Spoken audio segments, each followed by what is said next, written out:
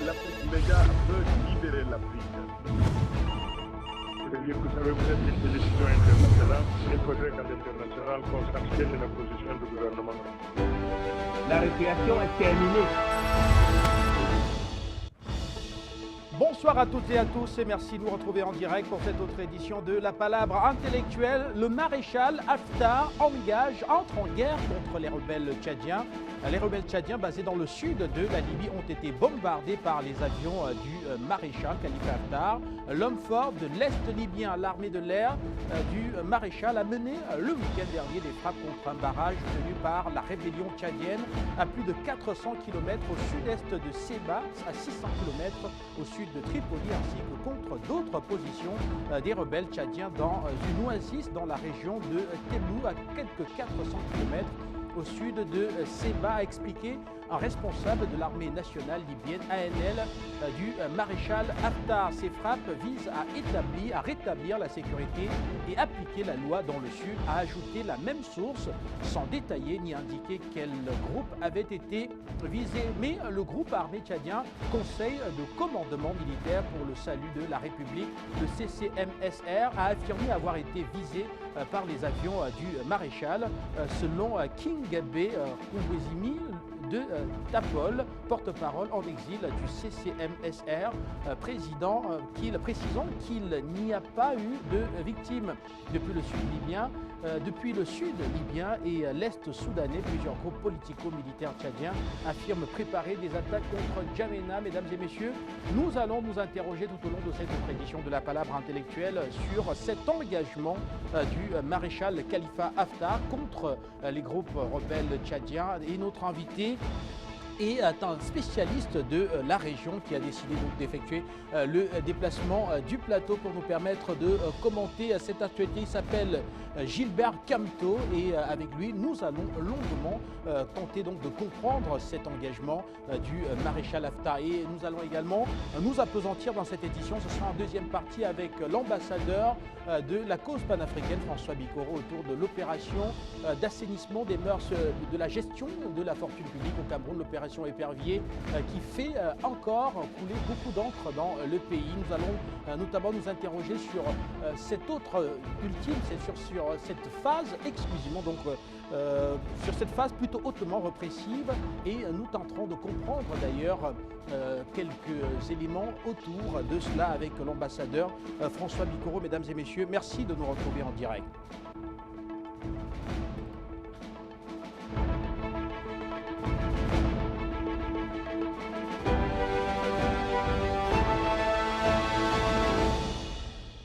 Voilà, une fois de plus, bonsoir à toutes et à tous et merci de nous retrouver en direct pour cette autre édition d'Appel sur le continent. Le maréchal Khalifa Haftar qui entre en guerre contre les groupes rebelles tchadiens qui sont stationnés sur le territoire libyen et même d'ailleurs un peu au-delà. Nous allons tenter de comprendre tout cela, je vous le disais tout à l'heure, sur ce plateau avec notre invité déjà installé ici, Gilbert Camteau. Merci de nous retrouver en direct. Alors nous parlons là du bombardement de la région de Seba, tel qu'on l'a dit tout à l'heure, une région au sud de la Libye que vous maîtrisez parfaitement pour avoir été sur le terrain. Oui. Bonjour et oui, je dis aussi un salut révolutionnaire à tous les téléspectateurs de Appel sur le continent. C'est un plaisir pour moi, n'est-ce pas, de participer à cette émission. C'est la première. Donc, comme vous venez de souligner, la frappe libyenne, la frappe du général Haftar au niveau des rebelles tchadiens est un message fort. Et ça vient, n'est-ce pas, dans le cadre d'un dialogue qui s'est tenu entre le général Haftar et le président tchadien Idriss Déby. On se souvient, il y a, je pense, moins d'un an, monsieur Haftar faisait un déplacement, n'est-ce pas, au niveau de N'Djamena, le rencontrer, et certainement, au cours de leur discussion, cela s'est posé. Donc, aujourd'hui, c'est une réponse adéquate de la bonne coopération qu'il peut y avoir entre le Tchad et la Libye. Bien entendu, une coopération exemplaire entre le Tchad et la Libye. En tout cas, ce sont les rebelles tchadiens qui en souffrent. Et vous l'avez suivi tout à l'heure, ils ont été bombardés le week-end dernier par la flotte aérienne du maréchal Khalifa Haftar. Et nous tenterons de comprendre tout à l'heure avec vous ce que cela signifie pour vous. Mais quant à nous sur ce plateau, eh bien, nous vous donnons les éléments de compréhension, notamment avec notre invité qui est un spécialiste de la Libye. Alors, cette région est une région qui est très fréquentée par les groupes terroristes tchadiens qui, à chaque fois, eh bien, se replient dans cette zone-là pour échapper aux offensives de l'armée tchadienne régulière. Et en fait, c'est toute une bande qui part de la Mauritanie jusqu'en Égypte. C'est une zone que je connais très bien parce que j'ai déjà effectué un voyage jusqu'à Rat, Mourzouk. Donc, je maîtrise cet endroit. Et vous allez constater que tous les trafiquants, même à l'époque du frère guide Muammar Kadhafi, tous les trafiquants de drogue faisaient un repli dans cette zone. Puisque c'est la zone, la grande zone qui part, comme je vous ai dit, qui traverse le Sahara depuis la Mauritanie jusqu'en Égypte. Tout ce désert est infesté des rebelles, des trafiquants de drogue et de tous les groupes djihadistes qu'on peut retrouver, n'est-ce pas, dans ces zones. Et c'est un abri. Et je pense que à plusieurs fois, même le président tchadien Idriss Déby a voulu attaquer de lui-même la Libye parce qu'il constatait que dans cette zone, c'était une zone très dangereuse où des colonnes pouvaient partir de la Libye pour venir attaquer la souveraineté du Tchad. Donc, cette frappe est un message clair qu'il y a une coopération qui est en train de se naître, ou une coopération qui est née entre la Libye, de Haftar, et le Tchad d'Idriss Déby. Donc, nous devons savoir que tout le problème qu'on retrouve, que ce soit au Mali, avec les groupes djihadistes, que ce soit au Niger, c'est dans toute cette bande du désert du Sahara que se retrouve, n'est-ce pas, tout ce groupe. Et bien évidemment, cette frappe est salutaire parce qu'elle vient créer la limite et lancer un appel fort que la Libye veut être en paix, tout comme le Tchad également veut rester en paix. Voilà, et voilà, on va donc rappeler que le porte-parole du maréchal Khalifa Haftar a fait une sortie et précisant, je cite, que ces frappes visent à rétablir la sécurité et appliquer la loi dans le sud, a ajouté donc voilà cette source qui est venue apporter quelques éléments de précision autour de cette action du maréchal Khalifa Haftar et de son armée. L'ambassadeur François Bikoro nous a retrouvés sur ce plateau. Bonsoir et merci de nous retrouver en direct. Alors, nous tentons de comprendre cette démarche du maréchal Khalifa Haftar. Pensez-vous que cela s'est fait de concert avec les autorités tchadiennes ou bien que le maréchal, dans un élan de sécurisation de l'est de la Libye jusqu'à cette zone sud, a simplement voulu, n'est-ce pas, maîtriser les choses en éloignant ces groupes qui viennent du Tchad? Quel que soit le bout dans lequel on prend la situation, il y a une donnée fondamentale qui ressort et qui en rajoute à ce que Gilbert venait de dire tout à l'heure. Vous conviendrez avec moi que depuis la déflagration de la Libye, on ne cessera jamais de le rappeler, par M. Nicolas Sarkozy de Boxa, en relation avec l'OTAN, qui a décidé de mettre la Libye en lambeaux pour multiples raisons. D'abord des raisons personnelles, à savoir que le président libyen, le guide libyen, avait réussi l'exploit après les Thomas Sankara, Isidore et les autres, de parler à un chef d'État européen les yeux dans les yeux pour lui rappeler que chaque chef d'État doit travailler pour le bonheur de son peuple, de son continent et de sa région. La deuxième chose, c'est que la Libye, étant un pays excessivement pétrolier, il faisait l'objet de convoitises pour toute industrialisation dans lequel s'est engouffré le monde occidental et qui avait besoin de ce jus pour s'en sortir. Mais vous conviendrez aussi avec moi qu'à l'issue de cette situation, comme l'a décrit tout à l'heure Gilbert, la Libye est devenue un non-État. Et les Occidentaux s'échinent à ne pas vouloir considérer le maréchal comme étant un interlocuteur valable. Pour la simple raison, et Gilbert ne me démentira pas, lui qui a travaillé avec le guide libyen, pour la seule raison qu'il a un lien avec le guide libyen. Or, tout porte à croire aujourd'hui, avec cet acte qui vient d'être posé, ça a une portée politique considérable. Le vrai patron de la Libye, c'est le maréchal Haftar. Il n'y a plus de débat là-dedans. Parce qu'il se comporte d'abord comme un chef d'État, c'est-à-dire qu'il défend la souveraineté, la territorialité de son pays, et c'est là qu'on peut comprendre pourquoi vous voulez me faire glisser vers le côté qu'il ne faisait que défendre la Libye, mais en le faisant, il se comporte comme un homme d'État responsable. C'est parce qu'il règle deux problèmes. La Libye, étant déjà dans la situation où elle se trouve aujourd'hui, ne doit pas être le repère des gens qui vont déstabiliser d'autres États. Et dans ce sens, vous conviendrez avec moi que s'il laissait faire, ça remettait en place le remake de l'ancienne Libye, avec la bande d'Aouzou et tout ce que vous voulez, et que des choses qui ont pu se rationner entre-temps dans le cadre des relations cordiales et amicales que les deux États se sont créés avec le nouveau guide libyen et la nouvelle Libye. Donc il montre à la face du monde qu'effectivement, il est le maître de la Libye, non seulement un maître incontesté, incontestable, mais surtout un maître responsable, qui s'arrange à ce que la Libye redevienne ce qu'elle n'aurait pas dû quitter, de faire l'iniquité internationale, c'est-à-dire ce pays rassembleur de toute l'Afrique. Et ce n'est pas la Libye de Muammar Kadhafi qui doit être considérée demain comme étant le repère de ceux qui vont déstabiliser d'autres pays. Dès lors que les hordes de bandes armées qu'on avait disséminées partout pour faire tomber le régime du guide libyen se sont retrouvées aujourd'hui dans le G5 Sahel un peu partout.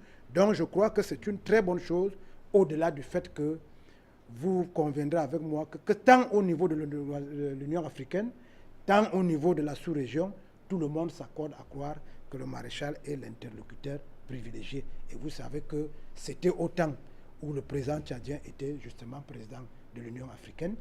Et aujourd'hui, c'est un Tchadien qui est à la tête de la Commission de l'Union africaine. Tout ceci concourt à rassurer les uns et les autres que l'Afrique ne sera plus ce qu'elle était, ce qu'on a voulu qu'elle soit, mais une Afrique de solidarité, une Afrique d'unité, mais surtout une Afrique qui n'acceptera plus jamais que ses enfants s'entretuent inutilement. Mais à tout le moins, que la Libye ne doit pas être le terreau vers lequel les bandes armées, les rebelles vont aller déstabiliser leur pays. Ça peut faire vivre aux yeux des Libyens ce qui s'était passé avant. Donc ça rassure tous les peuples, ça rassure politiquement les uns et les autres. Mais moi, je voudrais retenir que, qu'on le veuille ou pas, c'est le maréchal qui est l'interlocuteur. À tout le moins, on ne peut pas faire sans le maréchal maintenant. Et rappelez que sans le maréchal Khalifa Haftar, l'État islamique se serait emparé littéralement de la Libye. Le maréchal Haftar est l'homme qui a combattu et qui a mis fin à l'existence de l'État islamique dans la région, ce qui bien sûr lui donne la position incontestable d'être aujourd'hui le maître de la souveraineté de cette Libye qui, on le souhaite, va très bientôt se retrouver. Tous les enfants se retrouveront très bientôt pour que la paix, pour que désormais, pour que les institutions soient réellement consolidées et qu'un État libyen puisse repartir, pourquoi pas au terme d'élections qui sont d'ailleurs prévues notamment par l'Union africaine. Mais je voudrais que nous puissions davantage nous concentrer sur cette zone et rappeler, François Bikoro, que si le maréchal Khalifa Haftar y est parvenu, c'est parce qu'effectivement il dispose bien de moyens et de connaissances, lui qui a combattu aux côtés de feu Muammar Kadhafi avant de se retrouver par la suite aux États-Unis et donc de revenir triomphalement comme ce fut le cas récemment, monsieur l'ambassadeur. Cela ne saurait être autrement. Vous savez que quand l'Organisation des Nations Unies a décidé de prendre le cas libyen à bras le corps, c'est à la suite d'une déclaration, malheureusement, qui a été faite quand il n'était plus à mesure de prendre une décision de M. Barack Obama, qui avait dit en son temps qu'on n'avait pas prévu le service après-vente. Et vous savez que quand on vous vend un réfrigérateur et qu'il n'y a pas celui qui va le réparer après, et quand c'est le vendeur lui-même qui le reconnaît, c'est qu'il y a un réel problème. Donc dans ce sens, je pense qu'il faut analyser la situation que l'on vit aujourd'hui dans tous les sens, pas seulement dans le sens de la Libye qui a de sérieux problèmes. On peut se poser la question de savoir où est le Conseil national de transition qui avait été considéré comme l'interlocuteur valable pour cette histoire-là. Mais ce qui est évident, c'est que quand vous voyez la cartographie de la sous-région, vous conviendrez avec moi que le Tchad partage avec la Libye d'énormes pans de frontières qui font aujourd'hui que la Libye étant dans la situation insécuritaire où elle se trouve, le Tchad lui-même étant taraudé avec les rebelles du Sud-Soudan, la situation politique des deux pays étant difficile du fait des questions économiques, il est évident que si les deux leaders ne se concertent pas, si l'Union africaine n'avait pas considéré le maréchal Haftar comme étant un interlocuteur, au départ c'était un des interlocuteurs, mais les Nations Unies ne voulaient pas en faire un interlocuteur, tout ce que nous sommes en train de vivre aujourd'hui n'aurait pas pu se mettre en place. C'est un espoir et même une espérance de constater que cela va réduire au maximum les obstacles dans la remise en situation de ce pays qui n'aurait pas dû être ce qu'il est aujourd'hui par les forces sous-régionales. C'est-à-dire l'Union africaine vient de comprendre avec cet acte qu'il faut encourager la Libye à revenir sur le chemin de la sérénité. Les Nations Unies, qui ont eux-mêmes reconnu qu'ils ne maîtrisaient plus la situation libyenne, viennent de reconnaître en cet acte qu'il n'est pas possible de régler la question libyenne sans les Africains. Et je crois que les peuples tchadiens, surtout, viennent de se rendre à l'évidence que, quel que soit ce qui leur arrive, ils doivent se souvenir qu'ils partagent un large pan de frontières avec la Libye. Il y a même ce que j'appelle souvent le délit de faciès. Parce que quand les gens partagent une frontière de plus de 2000 km, ça veut dire qu'il y a des interpénétrations tant filiales que familiales, ce qui suppose que, logiquement, le maréchal Haftar, qui a vécu, qui a une forte expérience, tant militaire que diplomatique et politique, mais qui est ancré au sein même de la Libye, parce que je vous avais décrit ici que quand on voit le faciès des gens qu'on vous présente comme étant le Conseil national de transition libyen, ils n'ont pas le faciès des Bédouins. Voilà quelqu'un qui a vécu chez eux là-bas, parce que tout peut être blanc, mais il y a les blancs nez crochus, les blancs nez ondulés, les blancs nez gros, mais nous on croit seulement que quand on dit arabe, blanc, ça veut dire que c'est la même chose. Quand vous scrutez très bien, ces gens qui faisaient Koucha, on souffre avec le guide libyen et tout ce qu'on veut, mais quand vous grossissez l'image, vous vous rendez à l'évidence que ce ne sont pas nécessairement des gens, même s'ils vivaient en Libye, mais de façon séculaire, n'étaient pas des gens qui ont connu la Libye comme origine de leur terroir. Donc le maréchal Haftar a donc cet avantage sur les autres, c'est la connaissance du terrain, la connaissance des os et coutumes, et il sait très bien où peut aboutir ce genre de considération de la part des rebelles tchadiens. Donc, quel que soit le côté que l'on prend, c'est à positiver, c'est à encourager, mais surtout, c'est un appel à tous ceux qui proclament qu'ils veulent voir la Libye retrouver le concert des nations, qu'il est évident qu'il faut compter avec le Tchad, il faut compter avec le maréchal Haftar, mais il faut surtout compter avec les institutions sous-régionales et régionales qui ont été mises en place. L'erreur qui avait été commise en son temps par l'Union africaine, c'est-à-dire quand le président français de l'époque, qui est rentré dans la poubelle de l'histoire entre-temps, quand il avait décidé de finir avec la Libye, pour emprunter une expression populaire, vous savez que la position d'un certain nombre de leaders africains et même de l'Union africaine avait prêté à équivoque, de telle manière que les autres ont considéré ça comme un encouragement à la déflagration de la Libye. Je crois que ces quelques éléments d'appréciation que nous avons aujourd'hui doivent rappeler à tous ceux qui viennent en Afrique pour régler un certain nombre de problèmes que les choses ne se feront plus comme avant. Merci à vous, ambassadeur François Bikoro, et je me retourne vers vous, Gilbert Camteau, vous qui connaissez parfaitement la région. Parlez-nous un peu de la dangerosité de cette région pour les deux pays, que ce soit pour le Tchad ou encore pour la Libye. Déjà, ce que je vais resituer par rapport à Haftar, il faut savoir tout d'abord que je suis un kadhafiste, et en tant que kadhafiste, je ne saurais prendre en considération l'homme qui est Haftar, qui a fui les lignes de l'armée en 90 et qui s'est réfugié aux États-Unis et qui est revenu, qui a montissé tout un coup avec les Occidentaux pour venir assassiner son mentor, et que paradoxalement, le 17 mars 2011, il revient triomphalement à Benghazi en disant qu'il est le chef de l'opposition. On sait bien que 17 mars, on était en 17 février proclamé par les rebelles. Donc il n'y avait qu'un mois. Il avait juste donné un mois à ce que ces éléments puissent déstabiliser la Libye, des Kadhafi comme ils ont déstabilisé, et qu'ils viennent maintenant se placer en maître. Il est maître, bon, peut-être maître de l'armée, pas maître de la population ou des groupes tribaux qui sont en Libye. Il faut qu'on le sache très bien. Il peut être aux yeux des Occidentaux, aux yeux de mon ami M. Bikoro, comme l'homme de la situation, mais pour moi, il est l'homme de la situation par rapport à la CIA, par rapport aux Américains, par rapport à tous ceux qui l'ont amené en Libye en mars 2011.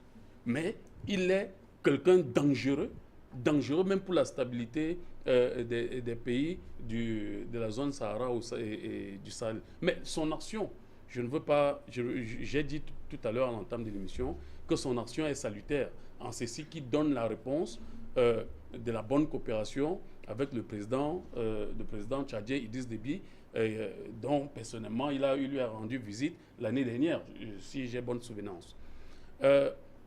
Pour revenir à la zone du Sahara. Mais avant peut-être de revenir à la dangerosité de cette zone pour les deux pays, ambassadeur François Bikoro, mais il y a quand même un paradoxe dans ce que nous dit Gilbert Kemto, quand on sait que le maréchal Khalifa Haftar a du mal à trouver toute légitimité auprès de l'Occident et même auprès des États-Unis. Alors, comment peut-il être considéré comme étant un pion de la CIA et ne pas pouvoir obtenir la reconnaissance des gouvernements occidentaux qui reconnaissent plutôt Fayez El-Sarraj, d'ailleurs, qui est arrivé à Tripoli sur un navire de l'ONU?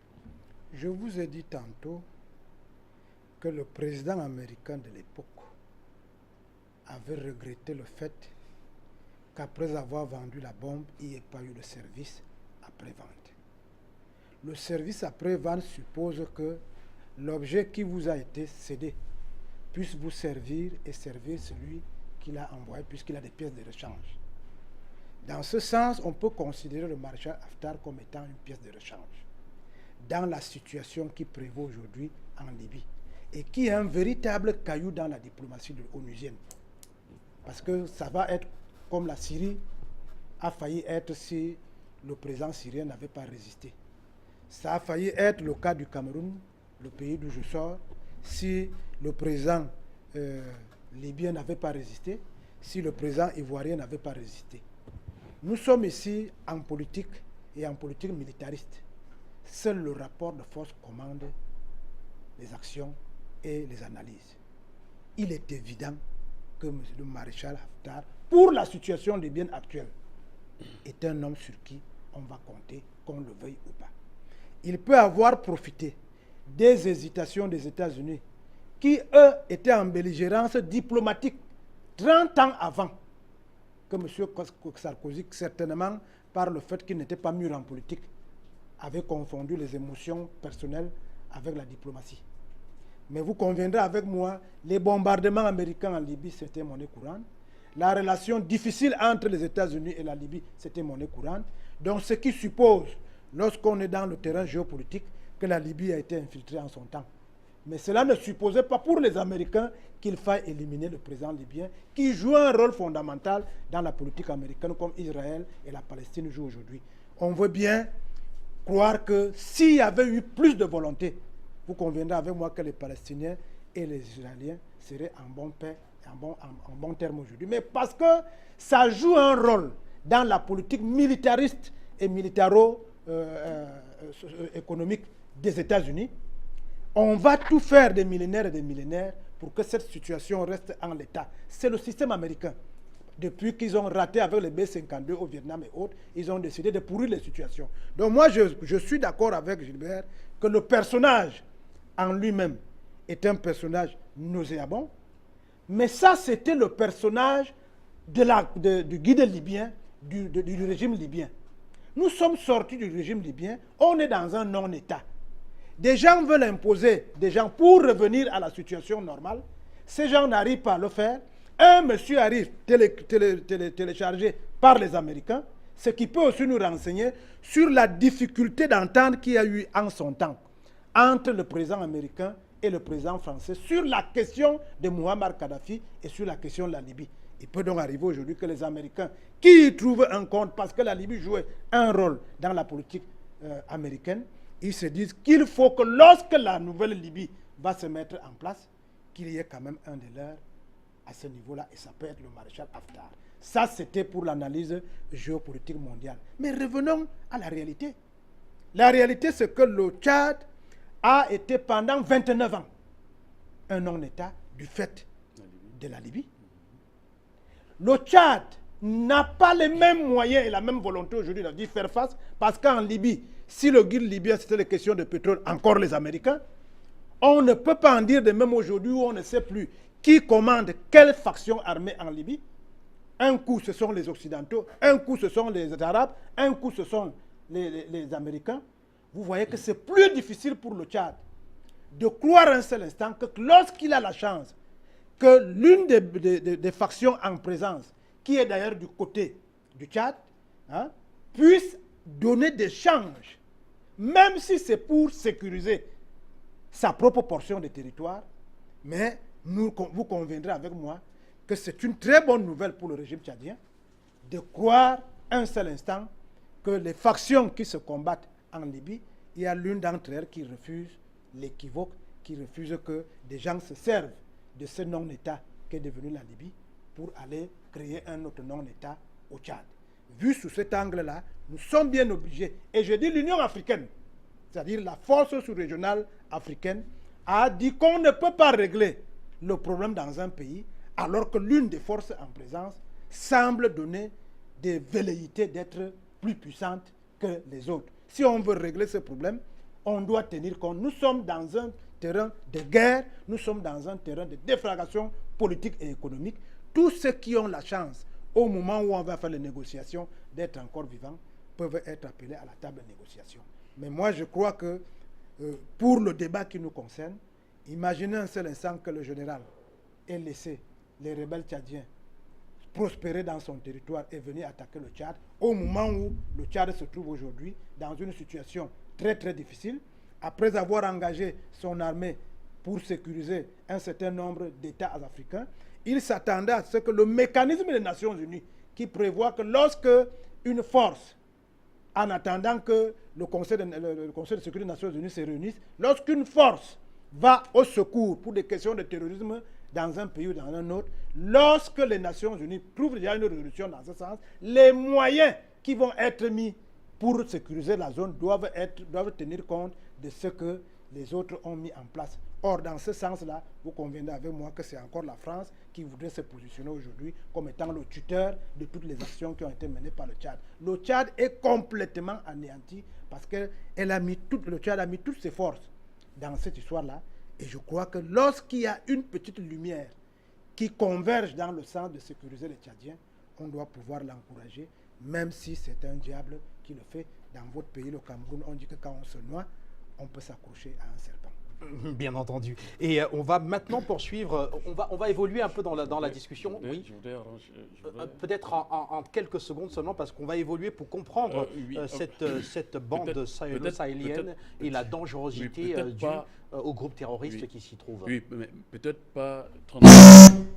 Peut-être pas 30 secondes, mais je voudrais dire, juste pour, peut-être parce que mon frère Bikoro ne connaît pas peut-être la profondeur de la place ou de la situation géographique du pays, je voudrais dire que cette frappe de Haftar a un double enjeu. Le premier enjeu qu'il faut savoir, c'est que la zone sud libyenne, c'est une zone qui n'a jamais accepté un autre leader que les Kadhafi. Et que tous les jours, je dis tous les jours, même ce matin, si vous prenez des informations au niveau de cette zone, de la zone sud de la Libye, tous les jours, il y a des manifestations des Verts, des manifestations des pro-Kadhafi, comme les Occidentaux le disent. Oui. Je dis bien tous les jours. Pas plus tard que ce week-end, il y avait une marche verte à Obari, à Rat, à Mosrou.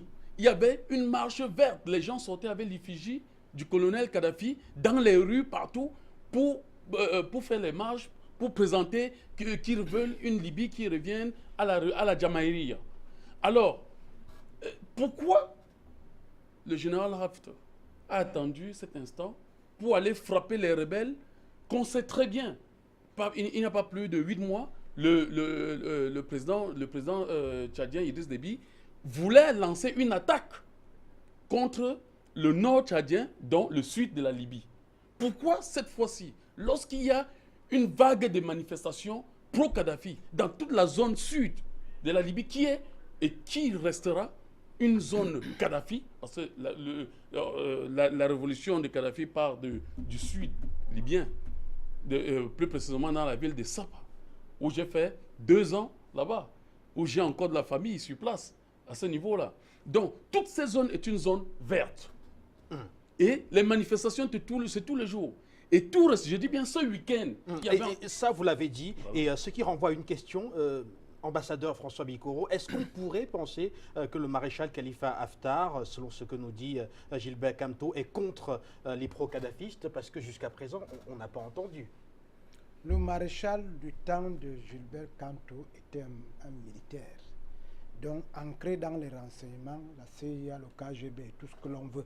Il n'y a pas de militaire de haut rang au monde qui ne soit ancré et imbriqué dans toutes ces histoires que vous racontez là. Aujourd'hui, le maréchal se positionne comme un leader militaro-politique. Surtout qu'il s'est imposé dans un scénario qui ne lui était pas prédestiné. Et dans ce sens-là, je pense, et je le redis encore, qu'il serait de bon ton, lorsque je pense qu'après les bombardements de l'OTAN, le Mali était un pays paisible. Le Niger avait quelques incursions qui venaient de la Mauritanie, la part des Noirs qu'on ne veut pas reconnaître de ce côté.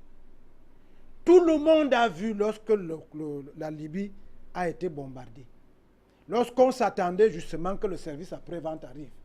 Tout le monde a vu des bandes armées partir de Libye pour chercher refuge ailleurs. Et le général Amadou Toumani Touré, qui avait été bombardé par les Occidentaux comme étant le président le plus démocratique au monde, ce qui suppose qu'on devait lui apporter tous les moyens nécessaires pour qu'il reste un président démocratique et un pays démocratique, il avait posé la question, le Mali n'a pas de moyens, qu'est-ce que je fais de ces bandes armées et de ces mallettes de dollars qui traversent mon pays? Les mêmes Occidentaux lui ont dit, c'est une question de droits de l'homme. Qu'est devenu le Mali aujourd'hui? Un président qui gouverne un quart du pays. C'est dans ce syllogisme-là qu'il faut comprendre que quel que soit ce que le général avait dans la tête, je voudrais comprendre que si ces rebelles avaient traversé pour arriver au Tchad, le Tchad qui avait hésité en son temps pour sa propre sécurité à rentrer à l'intérieur de la Libye, au risque d'être confondu avec d'autres hordes qui se trouvent là-bas, qui ont pour rôle de pomper le pétrole, l'envoi chez les Occidentaux, on aurait eu un imbroglio diplomatique à nul autre pareil. Les manifestations pro-kadhafistes, elles nous rassurent, Gilbert. Parce que pour nous les Africains, c'est la Libye de Kadhafi qui doit se remettre en place. Mais c'est des manifestations pacifiques qui n'ont pas encore pu goûter hors d'état de nuire. Et les restes des rebelles qu'on a disséminés dans toute la Libye, qui n'ont pas eu le temps de sortir, l'exemple de nos enfants qui veulent traverser pour aller en Europe est une image tout à fait forte. Des gens qui meurent de famine, qui raptent les enfants et demandent des rançons. Ça veut dire qu'il y a encore des gens à l'intérieur. On n'allait pas savoir d'où ça vient. Et le maréchal Haftar est devenu un homme politique. Quand quelqu'un se revendique, et un homme politique conséquent est celui qui sait voir où va le vent. Donc, ce que vous venez de décrire de ce monsieur tout à l'heure m'amène à vous dire qu'il faut l'applaudir à deux mains. Il est devenu un homme sérieux. Un homme politique sérieux, c'est celui qui sait qu'en ce moment précis, tout le monde est pro-kadhafiste, vraiment, même si je l'ai trahi. Je suis convaincu que l'acte que je vais poser tout à l'heure, rassure mon grand voisin. Parce que si le Tchad entre, il n'y a pas de différence quand on va bombarder. Tout le monde qui l'a vu dit qu'il y a un délit de faciès en Libye. Donc ça veut dire qu'on va seulement prendre le nord de la Libye, le sud de la Libye, le nord du Tchad. Tout ce qu'on va trouver là avec, même un couteau à main, peut être considéré par le Tchad comme étant des rebelles qui ont la volonté de nous déstabiliser. Ayant anticipé sur ce que le Tchad est capable de faire, parce que je vous ai décrit tout à l'heure ce que l'armée tchadienne est capable de faire, ayant anticipé, on peut dire que politiquement, ce monsieur est conséquent. Ayant rendu visite au président tchadien, après un ultimatum que le président tchadien a donné, il est évident qu'il a dû donner des gages. Que je m'occupe de ma politique à l'intérieur de la Libye, Mais peut-être, Monsieur le Président, je vous garantis que ça ne passera pas par moi. Politiquement, c'est consistant. C'est ce qu'on voudrait que chaque État fasse. C'est-à-dire pour le cas du Cameroun, s'il y a des rebelles qui se trouvent au Nigeria, au moment où le Cameroun et le Nigeria sont en train de combattre une organisation terroriste qui est nigériane, il n'y a pas de raison que des gens qui se réclament d'une sécession aillent avoir un terroir au Nigeria et que le Nigeria reste sans rien dire. Et vous avez vu que le Nigeria collabore, comme le Cameroun le faisait en son temps avec les Balaka et les, je crois, anti-Balaka et Seleka. Avec la rébellion Avec la Seleka. rébellion de la RCA. La RCA est en train de revenir petit à petit aujourd'hui. Elle sait que quel que soit ce qui lui arrive, il est de bon ton que la sous-région.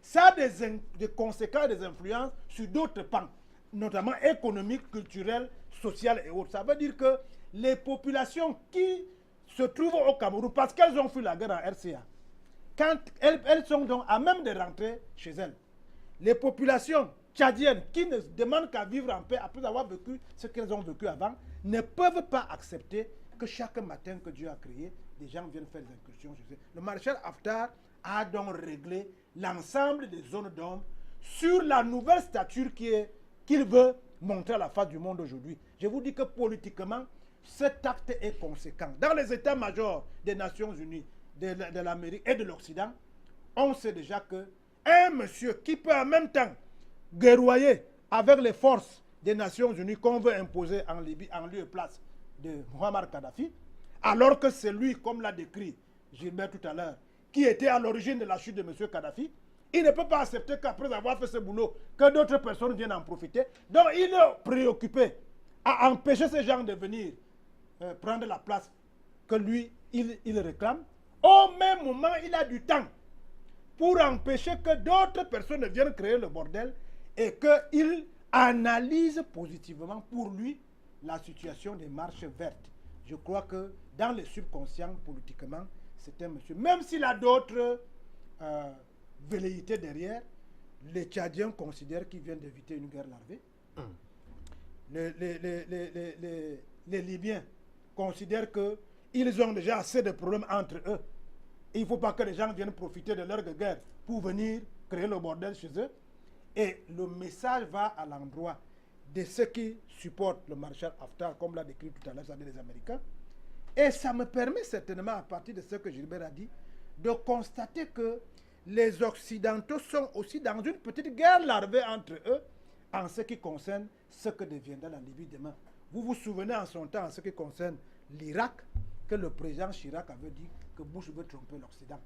En ce sens qu'il veut les engager dans une guerre qui en réalité ne profitera qu'à la multinationale de Dick Cheney qui va goulûment prendre le pétrole sans donner aux autres. Ça avait créé des hésitations de la France par rapport à la situation irakienne. La France voulait aussi jouer un rôle là-dessus. Je crois que maintenant les Américains aussi peuvent se dire, vous êtes allés mettre, je ne veux pas dire le bordel, quelque part. Nous pensons que la manne du ciel qui se trouve dans ce pays-là, vous n'allez pas en profiter seul et remettre donc sur la sellette le maréchal Haftar. Maintenant, je termine par là. L'histoire est prolixe. Des gens qui étaient des diables et qui par remords sont redevenus des anges. On ne peut pas le refuser au maréchal Haftar. Merci à vous, ambassadeur François Bikoro.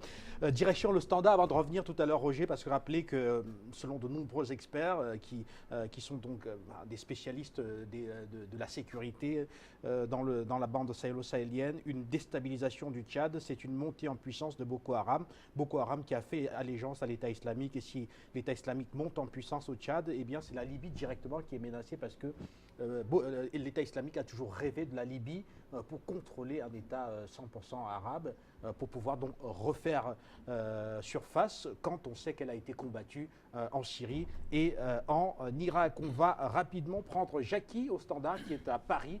Jackie, bonsoir. Ouais, bonsoir. Bienvenue à l'antenne, Jackie. Vous êtes à Paris et vous nous retrouvez. Alors, comment voyez-vous cet acte du maréchal Khalifa Haftar, lui qui a bombardé donc des rebelles tchadiens qui se trouvaient au sud de la Libye? En fait,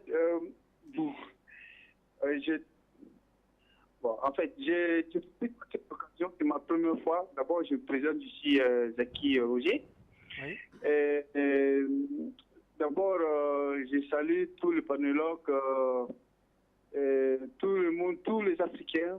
Franchement, ce que j'ai à vous dire, c'est vraiment que l'onction de Dieu, que la sagesse invisible de Dieu soit sur vous. Que toutes les sagesses que Dieu a cachées. Malheureusement, quelques difficultés avec Jackie qui nous a retrouvés de Paris. On va rester au standard avec au moins avec une dizaine d'appelants. Et puis après, ambassadeur François Bikoro, nous passerons rapidement au deuxième sujet qui nous préoccupe ce soir, à savoir les suites de l'opération Épervier au Cameroun avec eh bien, toutes les dérives tout autour, une communication malsaine, un certain clientélisme également qui est né tout autour. Nous allons comprendre tout cela tout à l'heure. Mais Jean Sapolo, vous êtes aux États-Unis et vous nous retrouvez. Bonsoir. Sorti, technicien. Oui, Jean Sapolo, vous êtes en direct. Oui, bonsoir. Bonsoir Guy Fonda. Bonsoir. Je ne vous reçois pas 5 sur 5, mais je vais essayer d'y aller. Oui, allez-y, s'il vous plaît. Merci. Alors, vraiment, je suis très heureux ce matin de vous avoir parce que 3 jours, là, j'étais vraiment privé de ce contact. Vraiment, je rends grâce aux techniciens et aussi à à toute l'équipe là-bas. Merci beaucoup parce que je vous ai écrit hier. Je vous remercie. Alors, je salue chaleureusement vos invités. François Bikoro, que nous voyons depuis, et puis Gilbert. C'est ça, Gilbert, non? Oui, tout à fait, okay. Jean, oui. Qui est aussi là, que je vois pour la deuxième fois. Et ce que Gilbert dit, il a raison. Oui, merci Gilbert. Il a raison, mais je dis que Haftar est pardonnable. Parce que vous savez, les Européens, les Français, surtout les Français, c'est des gens qui roulent les gens dans la farine. Et c'est ce qu'ils continuent de faire toujours aux présidents africains. On leur fait des promesses, on leur dit, et après tout, fiasco. Ils mentent, ils le roulent dans la farine. Ils sont dans les tourbillons, c'est ce qu'ils font dans leur groupe ésotérique. Alors Haftar est pardonnable. Donc les frappes de Haftar sont bienvenues. Parce que le but visé, c'est quoi? C'est la France qui crée les désordres en Afrique. Il faut commencer par couper les pieds, ces bras de la France en Afrique. C'est ça les rebelles. Jean, s'il vous plaît, avec votre permission, vous allez poursuivre amplement tout à l'heure. Permettez-nous d'aller en République démocratique du Congo, retrouver Donatien qui nous retrouve avec peu de moyens. Bonsoir Donatien. Bonsoir. Bonsoir. Oui, vous êtes en République démocratique du Congo. Monsieur le journaliste. Oui. Je commence d'abord par remercier.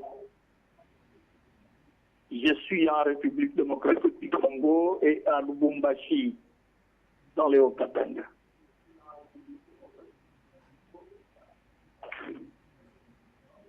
Tout ce que je peux commencer à dire, notre ami qui a dit, c'est vous dire que je commence d'abord à remercier tous les héros que vous êtes, qui vous entourent là-bas, qui sont les combattants de la liberté de l'Afrique. Je suis en train de me demander une chose. Est-ce que l'Afrique vous suit? Tout ce que nous nous disons ici et tout ce que vous faites là-bas, cette mission de notre Afrique, est-ce que vous pensez que vous êtes suivis? Parce que ce prédateur ne prenne que les éléments, les Africains. Ce genre, parce que nous avons lutté pour notre indépendance dans l'Afrique.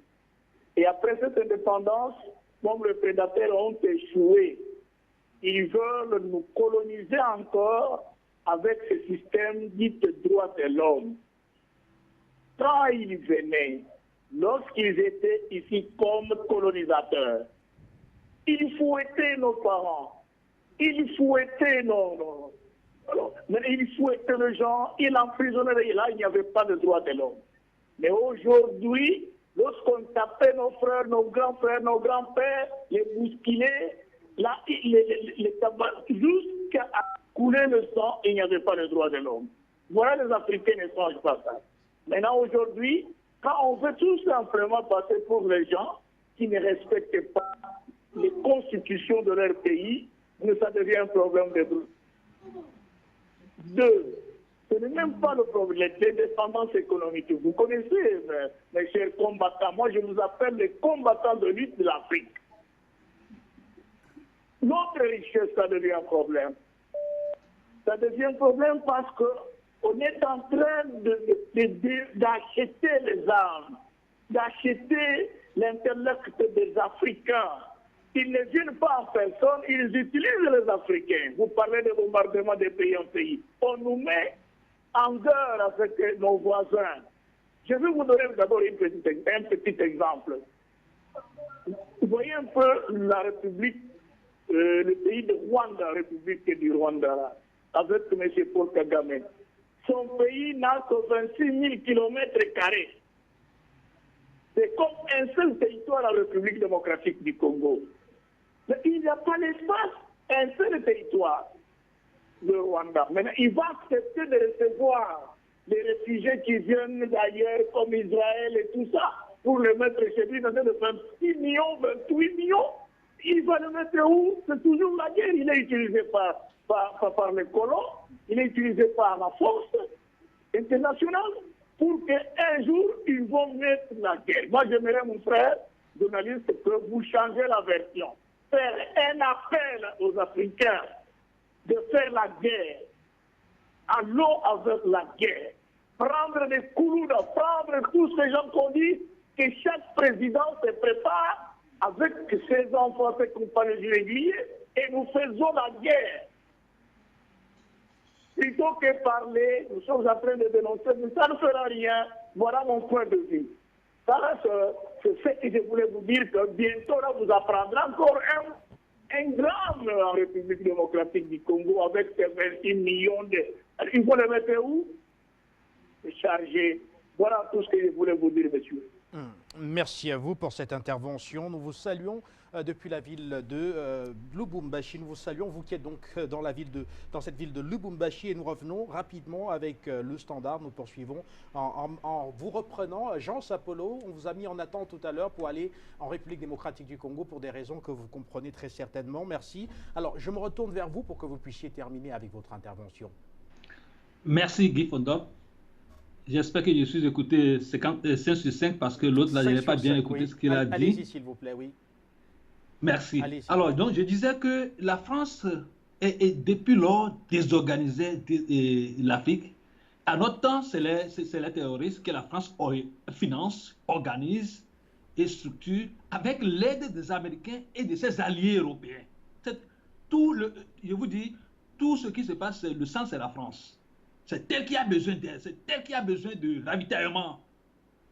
Alors, la frappe de Haftar, je pense bien que c'est lié à l'aide ou bien au support des Russes. Et nous devons faire savoir à ces présidents africains, surtout Centrafrique là-bas, que vraiment, il faut vraiment nouer une bonne relation avec la Russie, parce que la Russie devient la bête noire des Européens aujourd'hui et l'Amérique. Et pour pouvoir faire face à la France, elle va tomber, je vous dis bien, parce qu'elle a mangé le totem de Dieu.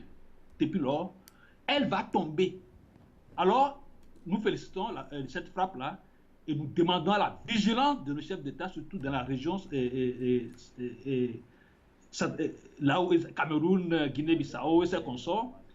Vraiment, nous comptons sur vous, je le dis encore aujourd'hui une fois, nous comptons sur vous, la vigilance, et essayer de couper les relations avec la France. Pas tous les moyens possibles, que le chef d'État nous écoute très bien, d'oser, de ne pas avoir peur, parce qu'on les traumatise par la peur, pour qu'ils ne fassent rien, d'oser. La mort, on ne meurt qu'une seule fois. Merci pour le combat que vous engagez à travers l'Afrique Média. Que je vous bénisse et vous protège et protège l'Afrique Média. Merci. Merci également à vous. Jean Sapolo, nous vous souhaitons une très bonne journée aux États-Unis où vous nous recevez, et nous poursuivons encore avec le Standard. Nous prenons Aristide Conan qui est en Côte d'Ivoire. Bonsoir. Aristide Conan, merci de nous retrouver en direct. Voilà, oui. C'est la palabre intellectuelle. Bonsoir. Oui. Guy Fondop. Bonsoir. Je voudrais aussi saluer encore une fois le maître, le baobab, François Bikoro. Franchement, je le salue. Je lui dis merci pour tout ce qu'il a fait pour nous, pour la Côte d'Ivoire, pour l'Afrique entière. Franchement, j'avoue que seulement, vous voyez que je suis un peu essoufflé. On est obligé de courir rapidement pour venir trouver un peu le reste de appels sur le continent. On a envie d'avoir même la télévision dans sa voiture, parce qu'il reste même quelques minutes, vraiment pour dire que finalement, même l'Afrique Média rythme notre vie. Je vous salue. Je crois que j'ai pris l'émission en cours. Je voudrais vraiment dire merci encore une fois à ce colonel qui a détruit, qui a massacré les rebelles là. Maintenant, je vais dire une chose. En fait, comment se fait-il que quand on dit le mot rebelle là, c'est un mot normalement qui n'est pas une bonne chose.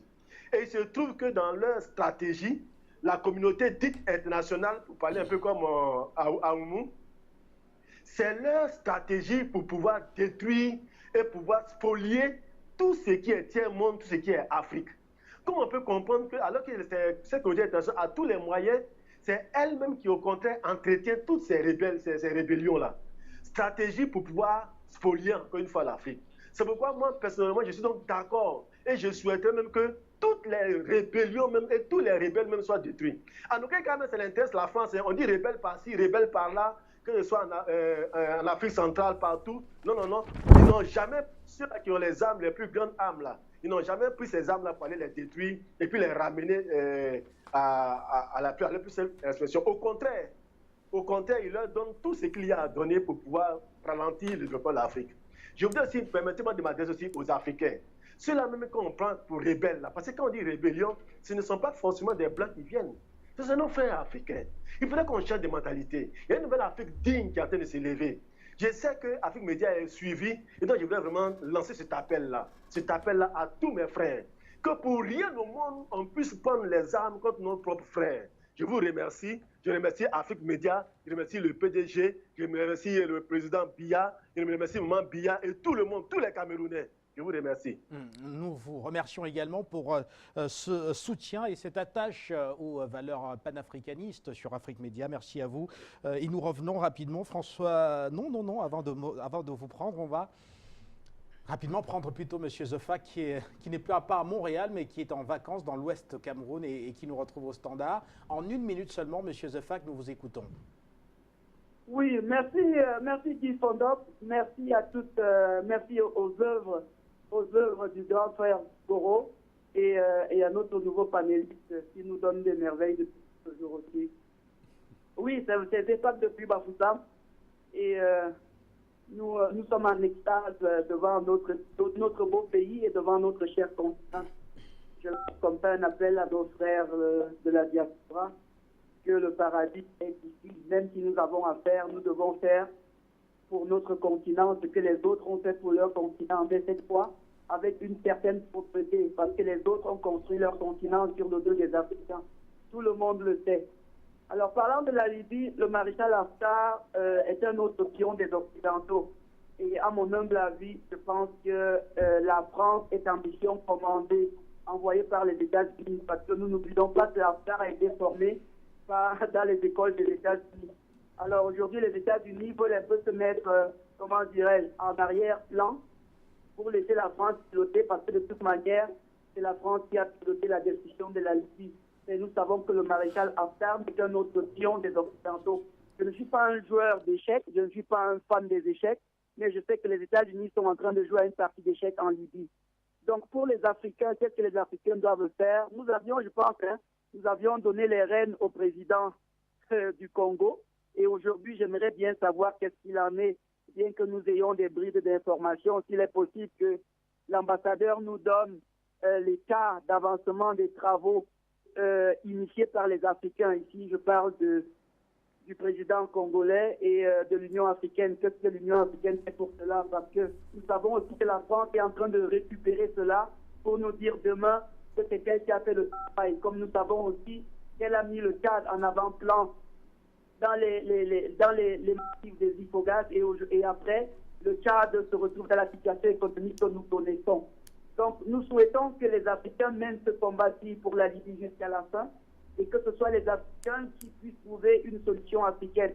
Et nous ne comprenons vraiment pas pourquoi le maréchal Haftar s'est filtré en France, parce que nous aurions privilégié une piste africaine. Et nous savons bien que la France a mis les mains et a mis ce désordre en Afrique. Nous ne refuserons pas qu'elle nous donne les moyens en termes financiers et entre autres qu'elle libère notre franc CFA, parce que si elle avait libéré ce franc CFA-là, si elle avait libéré notre monnaie, nous aurons assez de marge de manœuvre pour pouvoir aider la Libye. Donc nous demandons à la France de nous donner le matériel, mais de ne pas mettre les pieds, de laisser les hommes africains régler le problème entre Africains. Merci François Bikoro, merci à Afrique Média d'exister pour nous. Bonsoir Guy. Merci à vous, M. Zefak, non pas depuis Montréal, mais depuis l'Ouest Cameroun. Et je me retourne vers vous, ambassadeur Bikoro. Il y a eu deux interrogations. La première, où en est-on concrètement avec le comité de haut niveau qui avait été mis sur pied par l'Union africaine pour résoudre cette crise libyenne? On se souvient encore de ce comité de dialogue qui avait été mis sur pied, de dialogue interlibyen qui avait été mis sur pied. C'était à Brazzaville, sous l'égide du président Denis Sassou Nguesso. On se souvient aussi qu'il avait été annoncé des réunions, une conférence sur la Libye à Addis Abeba, au siège même de l'Union africaine, mais depuis un certain temps, on n'entend plus. Il faut d'abord dire que l'Union africaine rentre en jeu, et je l'ai toujours dit, les Africains ne comprennent pas que nous ne pouvons pas créer nos richesses, vouloir se développer et chercher à solutionner les problèmes créés par les autres. La crise libyenne est une crise qui doit en premier lieu trouver sa solution dans le cadre des Nations Unies. C'est les Nations Unies qui ont donné le quitus pour qu'on bombarde la Libye. Et les Nations Unies ont pris sur elles de régler le problème libyen. Mais la nouvelle donne qui rentre en jeu, sur la base d'un certain nombre de considérations négatives, dans la collaboration entre l'Afrique et le système des Nations Unies, l'Union africaine, certainement poussée par cette masse critique populaire que nous créons aujourd'hui derrière nos leaders et nos chefs d'État, pour qu'ils aillent au bout de leur logique, l'Union africaine a donc décidé de se joindre à cette armada de solutions qu'on doit apporter aux Nations Unies pour que la solution libyenne puisse aboutir. Il serait dangereux et même pernicieux de faire croire ou à croire que si la situation n'avance pas aujourd'hui, c'est parce que l'Union africaine avait pris un certain type de position. De ma posture de panafricaniste, nous avons pris pour engagement de renseigner ceux qui veulent nous aider sur ce que nous sommes, ce que nous voulons, quels sont nos besoins, quelles sont les limites de nos moyens et ce que nous pouvons leur apporter. On a remarqué que les Nations Unies veulent solutionner les problèmes en Afrique alors qu'ils n'ont pas une meilleure connaissance de la situation réelle sur le terrain. C'est dans ce sens qu'il faut comprendre l'intervention de l'Union africaine. Donner aux Nations Unies des clés de solution du problème libyen qui sont en adéquation avec la réalité sur le terrain, avec la réalité africaine. Vous savez que c'est l'Union africaine qui, pour la première fois, a posé la problématique de mettre tous les belligérants dans la solution au conflit libyen. Donc, dans ce sens-là, il faut préciser aux Africains, aux téléspectateurs d'Afrique Média, que le comité qui a été mis en place est un comité de soutien à la Commission des Nations Unies, qui, elle, a un mandat de tous les États au monde pour apporter une solution. Parce qu'on dit toujours qu'une maladie qui a 15 sources, vous savez que le VIH-Sida, quand on dit que vous faites la maladie du sida, en réalité, c'est des maladies opportunistes qui vous amènent à faire la maladie du sida. La question libyenne est comparable à la maladie du sida ou alors au cancer. Si vous piquez au mauvais endroit, ça fait métastase. La solution libyenne est donc celle-là qui voudrait que l'Afrique à travers l'Union africaine. Et ce n'est pas un hasard qu'on ait choisi un leader d'Afrique centrale. Parce qu'à cette époque-là, vous savez que lors du magistère du président tchadien, l'Afrique centrale a démontré qu'on peut gérer l'Union africaine en bon père de famille. Donc il faut prendre mal en patience. Le mal est assez profond, mais c'est déjà une bonne chose. Qui ne nous dit pas que l'intervention du maréchal Haftar rentre dans le cadre justement des actions qui vont dans le sens de rappeler que les Libyens sont des Africains. Il n'est pas de bon ton qu'ils continuent à envenimer la situation en Libye. Donc il ne faut pas faire le procès de l'Union africaine alors que tout le monde sait que le type qui a créé les problèmes en Libye s'appelle effectivement Nicolas Sarkozy. Et c'est pourquoi je suis d'accord avec le dernier intervenant qui a dit la seule chose qui change, c'est que la France envoie l'argent pour réparer les torts qu'elle a créés à la Libye, mais qu'elle se mette de côté et laisser les Africains eux-mêmes régler ces problèmes. Et le président Idriss Déby Itno qui disait qu'il faut assurer le service après-vente. D'ailleurs, il avait dit, tout le monde était présent. Mais on ne va plus s'attarder là-dessus parce que nous entamons la dernière ligne droite dans l'émission et on a promis à nos téléspectateurs de faire le point sur cette opération d'assainissement de la gestion de la fortune de l'État au Cameroun, l'opération dite Épervier qui est rentrée dans une phase critique. Ambassadeur François Bikoro, on annonce plus de 40 personnalités de la République qui sont attendues devant le tribunal criminel spécial qui est compétent pour connaître des détournements au-delà de 50 millions de francs CFA. Je suis de ceux qui pensent qu'une opération qui vise à assainir les mœurs publiques est bienvenue dans un pays. Le Cameroun, dans ce cas-là, fait figure de pionnier. Mais vous conviendrez avec moi que l'environnement, le moment, c'est-à-dire l'opportunité, suscite quand même matière à réflexion. Comment comprendre qu'un pays qui aujourd'hui se trouve en opposition de phase avec sa territorialité, en opposition de phase avec un certain nombre de ses enfants, en opposition de phase avec les forces extérieures. Vous savez qu'on a Boko Haram, on a l'Ambazonie, on a la crise économique ambiante, on subit le contre-coup de la guerre entre les Occidentaux, les Chinois et les Russes, et tous les pays dits communistes en son temps. Et à l'intérieur du pays, on se permet encore de fausser les données d'une opération qui elle-même se porte bien. Je suis d'accord qu'on arrête les gens. D'abord, les 40 arrestations sont proclamées par des institutions qui ne sont pas habilitées à le faire, c'est-à-dire WhatsApp et Facebook.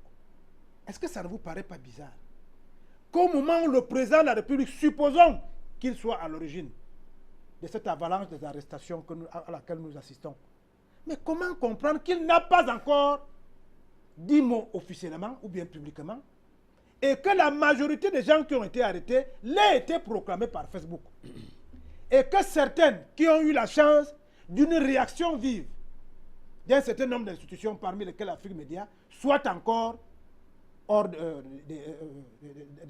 portée de ces arrestations. C'est pour cela que nous pensons qu'il y a anguille sur roche. Supposez un seul instant qu'on vide un pays de ses forces vives en pleine campagne électorale. Le Cameroun est en train de traverser aujourd'hui ce qu'aucun pays au monde ne fait avant 50 ans, c'est-à-dire avoir au cours de son existence l'ensemble des élections prévues par les lois et règlements de la République. C'est-à-dire 5 élections au moment où, dans cet environnement où je vous ai décrit. La deuxième chose qui me paraît aussi bizarre, c'est la théâtralisation que l'on met dans certaines arrestations. Comme si on veut recruter au sein de l'opinion les éléments d'appréciation qu'on n'a pas pu apporter pour arriver à l'arrestation de quelqu'un. Je pense à mon humble avis que dans un pays sérieux, c'est le ministre de la Justice, garde des Sceaux, qui est à même d'amener à l'arrestation d'un individu, qu'il soit voleur de beignets ou qu'il soit détourneur de fonds publics. Je vous fais ici, je ne vous ferai pas ici étalage des process dans le cadre de cette opération Épervier. Vous avez, moi là, des gens qui font des enquêtes qui n'ont pas reçu une formation pour faire la différence entre un détournement de fonds publics, une faute de gestion ou un oubli ou alors quelque chose. C'est-à-dire, on met quelque chose comme ça là. La deuxième chose, c'est qu'on est en train de créer dans un pays qui va atteindre l'émergence en 2035 le syndrome de la richesse mal acquise. C'est-à-dire que votre voisin, qui sait très bien que vous travaillez à Afrique Média, c'est-à-dire l'une des télévisions les plus prisées au monde, peut-être les plus pauvres, mais qui vous impose d'avoir un costume chaque fois que vous passez à l'antenne, peut s'estimer que comment vous portez le costume. Et met dans WhatsApp que je ne comprends pas comment fondant. Et puis on vous dit qu'on est venu vous arrêter. C'est ça qui nous semble. Maintenant, lorsqu'on nous dit qu'on arrête des individus, le cas de l'ancien ministre des enseignements secondaires reste encore à travers la gorge. C'est-à-dire que c'est à l'aéroport que le chef de l'État est au courant qu'on a arrêté M. Bapès. Qui était encore ministre. Non, je ne veux pas savoir s'il était encore ministre. Ça prouve que les gens font le vide autour du chef de l'État. Les gens veulent empêcher que le Cameroun ait l'émergence parce qu'ils ont déjà eu des contrats avec les forces multinationales, avec les forces étrangères. Ça prouve que dans les cercles les plus rapprochés du chef de l'État, il n'est plus avec des gens qui lui sont fidèles. Comment comprendre ça? Qu'un ministre en fonction, et c'est là que je vous rejoins, soit arrêté et écroué. Et qu'on vous dise que c'est le président de la République qui l'a fait arrêter. Et le même président de la République à l'aéroport demande où est Bapès. Et on va l'enlever. Ça fait que même si vous êtes de bonne foi, un matin on vous apprend qu'un inspecteur de police a signé l'interdiction de sortie de 14 personnes dans une seule entreprise. Laquelle entreprise était attendue en Chine? Parce qu'elle a apporté des milliards de fonds souverains au Cameroun. Dans le cadre, pour ne pas le citer, des télécommunications. Est-ce qu'on ne pouvait pas attendre que le président rentre de Chine, où il est allé demander que comme les Occidentaux m'abandonnent, vous êtes mes meilleurs partenaires, le Cameroun est un pays viable, venez investir. On aurait quand même pu attendre qu'ils finissent d'avoir tout cela. Parce que l'opinion que la Chine a du Cameroun, à ce moment-là, c'est que les interlocuteurs que le président de la République donne souvent sont des voyous, des bandits et des voleurs. Un homme conséquent qui veut aller investir son argent dans un pays où vous-même, quand vous voulez aller prêter de l'argent à votre voisin, vous frappez à la porte et vous le trouvez en train de dire que sa femme est une voleuse, que son fils est un voleur. Mais vous gardez votre argent dans la poche parce que, puisqu'il vit avec ces gens-là, comment il va faire pour vous rembourser votre argent? Ça, c'est d'abord le premier constat que nous faisons de cette opération épervier. Le second, dans un pays où on a des problèmes de sécurité, comme le nôtre, vous acceptez que le pan qui permet à la sécurité de rester encore intact, c'est-à-dire les télécommunications, que celui-là soit rapté par les multinationales. Et vous coupez le pont entre l'information qui doit arriver au chef de l'État et l'information et la population. Comment comprendre que dans un service, dans un pays où on dit que les services de renseignement existent, c'est-à-dire les renseignements parallèles, c'est-à-dire vous et moi qui devons, chaque fois qu'il y a une situation, et cela se fait déjà dans le cadre de la lutte contre Boko Haram au Nord, dire au président de la République, c'est ce que nous faisons ici dans les médias, qu'il y a une situation à tel endroit. Mais on a l'impression, à travers les exemples que je vous ai donnés tout à l'heure, et celui de la Chine, que quelqu'un bloque l'information quelque part en cours de route. Donc ça pose encore la problématique et de la fiabilité du système de renseignement et même du renseignement lui-même. Est-ce que les gens qui font dans le renseignement, au niveau de la présidence de la République, au niveau des premiers ministères, au niveau de la délégation générale de la Sécurité nationale, au niveau de la gendarmerie nationale, puisque c'est là qu'on a trouvé les dysfonctionnements, est-ce qu'ils jouent effectivement leur rôle en rapport avec la situation que le pays vit à l'heure actuelle? Dans ce sens, le citoyen lambda commence à se poser des questions sur les véritables motivations de l'opération épervier. Et nous nous interrogeons également sur le plateau parce que à suivre les réseaux sociaux au Cameroun, on voit quand même qu'il y a de fortes pressions sur des personnes qui pourraient être interpellées dans le cadre de cette affaire. Facebook, WhatsApp, on annonce pratiquement tous les jours des arrestations et parfois ces arrestations ont effectivement lieu, parfois ce n'est pas le cas et on imagine ce que pourraient ressentir effectivement les personnes qui sont citées dans le dossier. On va voir ce qu'en pense le prochain téléspectateur. Bonsoir à vous.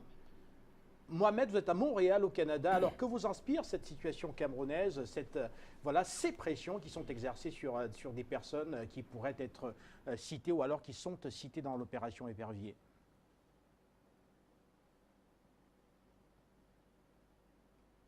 Mohamed, est-ce que vous nous recevez? Bonsoir.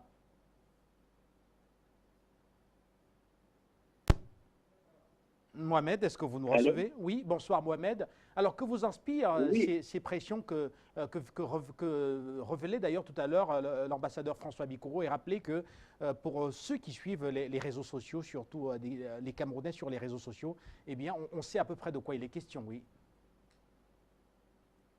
Pour ce sujet, je ne sais pas trop quoi dire là-dessus, mais moi, j'aimerais intervenir un peu sur l'avenir de la Russie dans l'Afrique subsaharienne et concernant aussi le débat et l'arrivée du Premier ministre français au Mali. Et je ne sais pas si ce sujet est déjà terminé ou pas.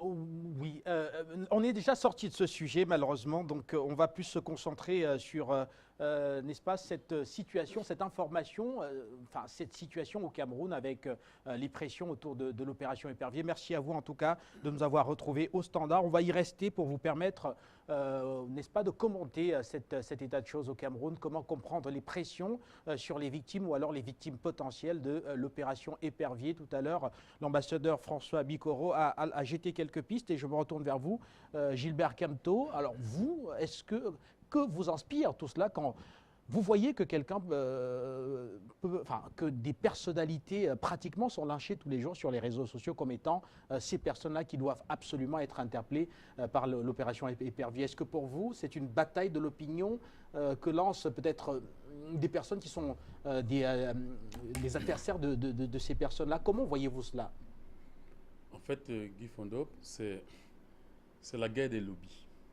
En fait, ça, moi, je vais dire, il faut faire attention. Parce que je vais ramener cela à la crise libyenne. Lorsque, et vous découvrirez ça dans mon livre, lorsque en février, on a organisé la soi-disant révolution de couleur ou révolution printemps arabe en Libye, c'était sur Facebook. Les manifestants étaient sur Facebook. Chose curieuse. Personne n'allait voir s'ils existent. Chose curieuse. C'était sur Facebook. Ah, ça, c'est vrai. On a vu Facebook. Au départ, il y a eu un groupe, les Facebookers du 17 février. Au départ, ils étaient 100 personnes. Mais curieusement, en moins d'une semaine, on avait 1 million quelque chose de personnes qui étaient sur Facebook et qui défendaient la cause du 17 février. On en parlera du 17 février de Facebook. Donc c'est pour dire qu'il faut faire très attention. Le gouvernement camerounais devait en principe faire très attention à Facebook. Parce que derrière Facebook n'est pas seulement... Même en Occident, oui, mais Facebook n'est pas... C'est un réseau social de manipulation des tendances d'esprit. On manipule les esprits. Comme venait de souligner l'ambassadeur Bikoro, que c'est sur Facebook qu'on a vu la liste de 20 personnes être publiée en disant que ce sont des supposées personnes qui doivent être interpellées. Il faut faire très attention. Facebook est un danger, c'est un atout pour des opérateurs économiques, pour ceux qui utilisent sincèrement Facebook pour faire de leurs activités, mais c'est un danger au niveau politique parce qu'il vise le plus souvent à la déstabilisation des États. Qui puisait, l'État du Cameroun, on sait très bien que l'État du Cameroun a été d'abord attaqué à l'Est, ensuite au Nord et enfin au Sud-Ouest, c'est-à-dire au cœur du pays. Le Sud-Ouest, c'est le cœur du pays, c'est au niveau c'est au niveau des fessiers du Cameroun et c'est la zone à dominance de la porte d'entrée au Cameroun de toute force extérieure. Donc il faut faire très attention à ce niveau-là. Ça, c'est une chose. La seconde des choses, c'est que je n'aime pas souvent trop parler de la question camerounaise parce que c'est le seul pays où on voit la traçabilité des fonctionnaires. Un fonctionnaire, c'est un administrateur civil qui est passé par, je crois, l'ENAM, etc. Donc on a vu sa carrière depuis l'école, on sait ses revenus, etc. Et soudainement, c'est le seul pays où on voit des fonctionnaires, ils sont plus riches que les hommes d'affaires, des fonctionnaires qui se moquent des opérateurs économiques. Et on se demande bien, est-ce que le travail qu'ils mènent, c'est justement le travail pour la République? Alors, oui. Est-ce que Gilbert Camteau n'est pas en train de tomber dans ce que vous décriviez tout à l'heure, ambassadeur Bikoro? Parce que vous parliez tout à l'heure de cette personne qui va être vue avec un beau costume et qui va être rapidement, et donc qui va faire l'objet d'un lynchage sur les réseaux sociaux, disant qu'il aurait détourné parce que pour acheter un costume, ou alors pour peut-être vivre dans une résidence qui ne lui appartient peut-être pas, il aurait... Un fonctionnaire, moi c'est ce que je sais, un fonctionnaire, c'est celui qui est là pour travailler pour l'État. Et quand il travaille pour l'État, l'État a un revenu qu'il lui donne. Et que dès le lendemain de sa mise en fonction, hors fonction, ce fonctionnaire regagne sa place sociale et son niveau social. Mais c'est le seul pays où, après qu'on ait mis un fonctionnaire à l'écart, on se rend compte que c'est un multimilliardaire.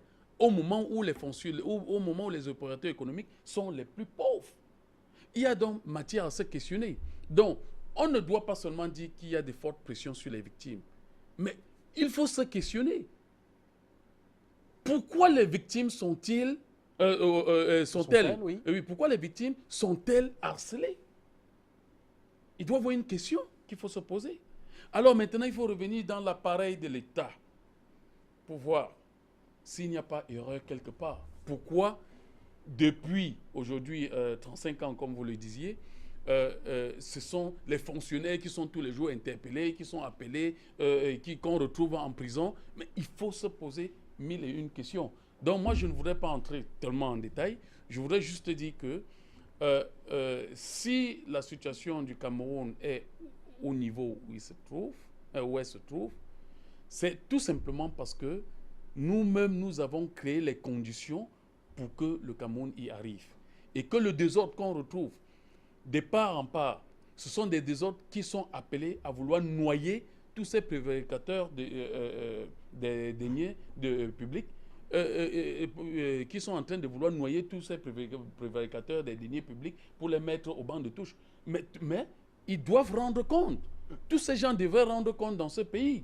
Tous ces gens qui sont accusés et qui seront demain accusés, parce que ce n'est pas les victimes qu'on avance aujourd'hui ne sont pas demain, ils doivent rendre compte, tous ceux qui sont passés aux affaires.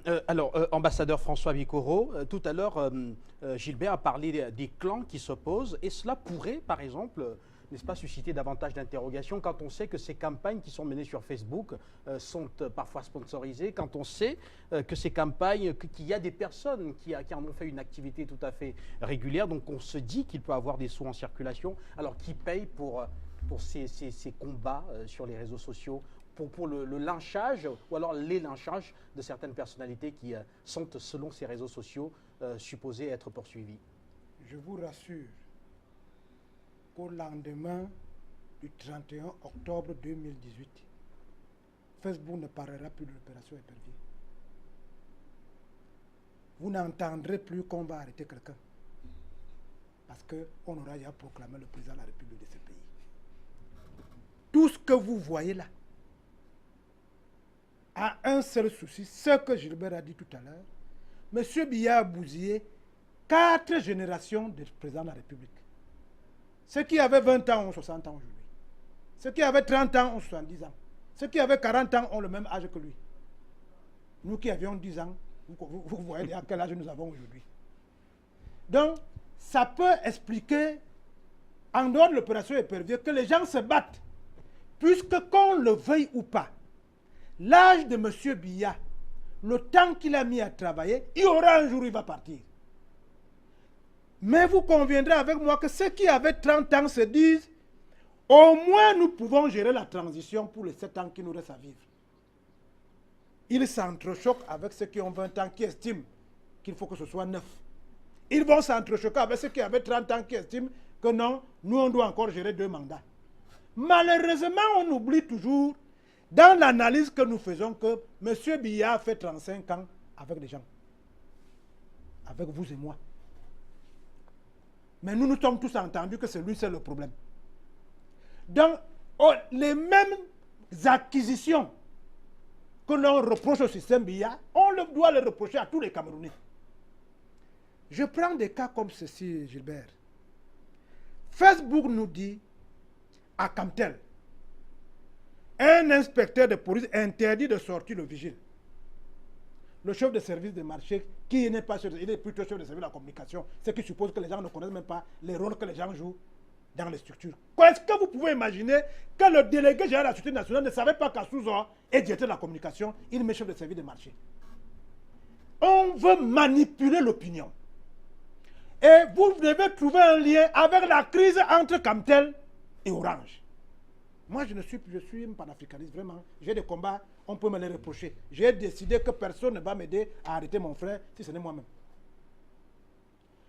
Comment pouvez-vous comprendre que Orange doit de l'argent à Camtel? On lui demande de payer sa dette. Elle va à la présidence de la République, vous pouvez aller vérifier les registres. Qu'est-ce qu'elle allait faire à la présidence de la République? 10 fois. On lui demande de faire un chèque. Et au même moment, le chef de l'État est à l'extérieur. Mais je sais vous dire qu'il y a des choses qui me semblent bizarres. Chaque fois que le président est à l'extérieur, les gens profitent d'une situation. On te demande de payer ta dette. Tu demandes à l'ambassadeur de demander l'audience.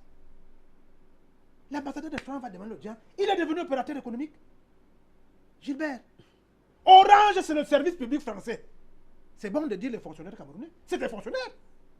C'est eux qui nous amènent ces choses-là ici. Quand vous faites le trafic d'influence, l'objectif était quoi? Qu'aux yeux de l'opinion, on dit, ce qui va arriver à Camtel maintenant, c'est parce que l'ancienne DG, elle est partie, parce que quand les Occidentaux ont vu qu'elle a raté le coup, pour éviter son lynchage, on l'a remplacée par un blanc. L'objectif était de démontrer aux yeux de l'opinion, tel de WhatsApp, de Facebook et de nous autres, que l'arrestation d'un côté man, c'est parce que la dame est allée voir le président de la République. Le président reçoit le DG d'Orange, qu'ils vont parler de quoi? C'est la même chose que font les agents de renseignement. Puisque pendant qu'on mettait le nom d'Assouzo Gérard, parmi les gens qui sont interdits de sortie, deux colonels l'ont appelé. Pour lui dire, nous avons un bon couloir, comme on avait fait sortir le mine de l'eau et l'énergie, on peut te faire passer par Dabato, et s'engueuler, tu arrives. Il dit, mon frère, puisque dès que tu tombes dans ce piège, ça rassure l'opinion sur ta possibilité d'être un prévaricateur. Et ça nous rassure, nous qui ne tombons pas dans ce piège, qu'il n'y a pas de fondement aux arrestations qu'on fait sur certaines personnes. Puisque curieusement, le ministre de la Justice, lui, est calme. Le directeur général d'Orange mondial avait passé une semaine à Yaoundé tentant de rencontrer Paul Biya. Paul Biya ne l'a pas rencontré. Vous croyez que c'est le DG d'Orange Cameroun que Paul Biya va rencontrer? Ça veut dire que des gens ont leur pion à l'intérieur de la présidence de la République. Je ne veux pas faire des enquêtes sur les échanges de mallettes parce que je ne sais pas si quelqu'un peut aussi faire mal. Bien. Maintenant, vous refusez que nous lions cette actualité à la volonté, dans les années 90, pour France Câble Radio devenue Orange, d'avoir voulu acheter à un franc symbolique un tel Cam devenu Camtel.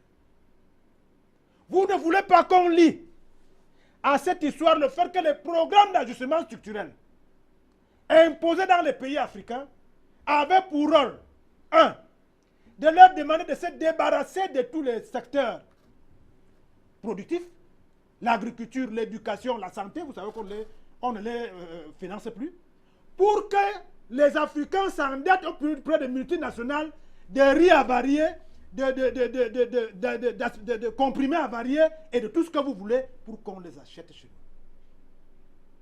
On nous vend le livre, mais on prend notre bois ici. Vous conviendrez avec moi que dans le monde entier, avec le terrorisme ambiant qui est aujourd'hui, vous voulez prendre l'outil de communication de souveraineté pour le mettre entre les mains des gens dont vous êtes convaincus qu'ils vous combattent. Comment comprendre qu'un chef de l'État à Genève se pose la question, est-ce que les gens qui ont contracté avec la Chine sont déjà en Chine, puisque je suis en train d'aller en Chine? Et c'est là qu'on constate que David Nkoteman n'avait pas le droit de sortir et le président est hors du pays. Sauf à croire que vous voulez que Paul Biya soit le président de la République qui donne les femmes, qui donne les grossesses aux femmes. Est-ce que c'est à lui? Ça a provoqué une réunion de sécurité à Yaoundé. Le délégué dit non, c'est le secrétaire qui m'a dit de faire. Le secrétaire a dit non, il y a eu une dénonciation calomnieuse. Mais finalement, quel est ce pays? Vous voulez diriger le Bikoro avec ce genre de système? Nous sommes pour que tous ceux qui sont tombés dans le cas de prévarication soient arrêtés. Mais nous sommes aussi de ceux qui pensons qu'il y a des situations qui ne méritent pas qu'on envenime. Donc nous pensons à notre humble avis que quel que soit ce qui doit être fait, lorsque l'ex-DG d'Orange Cameroun avait insulté Madame la ministre des Postes et Télécommunications du Cameroun, pourquoi le secrétaire de la République n'a pas rappelé cette dame alors? On l'a plutôt vu qu'elle allait demander l'audience. Les gens se comportent encore comme si en Afrique, nous étions comme nos grands-parents, comme quelqu'un l'a décrit tout à l'heure, on venait, on nous fouettait et on travaillait. Non, nous avons évolué. On a mis dans WhatsApp et Facebook que M. Atanakuna doit être arrêté parce qu'il a acheté C2. Maintenant, on arrive au tribunal, on dit que c'est parce qu'il avait donné un marché de communication à ASPAC. Vous voulez qu'on croie à qui?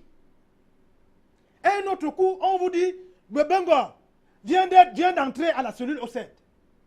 Imaginez quelqu'un qui est à Mundouga, à Mundundu, à New York, en train de vouloir venir au Cameroun investir ses milliards. Et qui apprend que le ministre de la Défense, le délégué de la Sécurité nationale vient d'entrer au CED. Et 2 jours après, on lui dit non, c'était Facebook et WhatsApp. Est-ce qu'il peut croire à ce pays?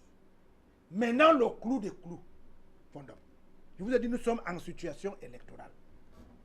En 1990, le programme d'ajustement structurel avait pour rôle, après la chute du mur de Berlin et la libération de Mandela, de manipuler les consciences du tiers-monde. On a demandé de mettre les gens au quartier. Toutes les sociétés ont fermé. On vous a dit de faire les conférences nationales souveraines. Bref, on savait qu'il y aura une fronde populaire qui va emporter telle une razzia tout le monde. L'ayant raté en son temps, mais ayant quand même reçu à certains endroits, ils ont engagé le printemps arabe, dont faisait allusion tout à l'heure Gilbert Kanto, qui consistait à faire en sorte que le monde arabe qu'ils avaient utilisé à l'époque, qui commençait à avoir des velléités de puissance. Parce que je vous ai dit, le monde a des problèmes. Parce qu'il y a une guerre entre judéo-chrétiens et arabo-musulmans. Qu'on ne vous trompe pas.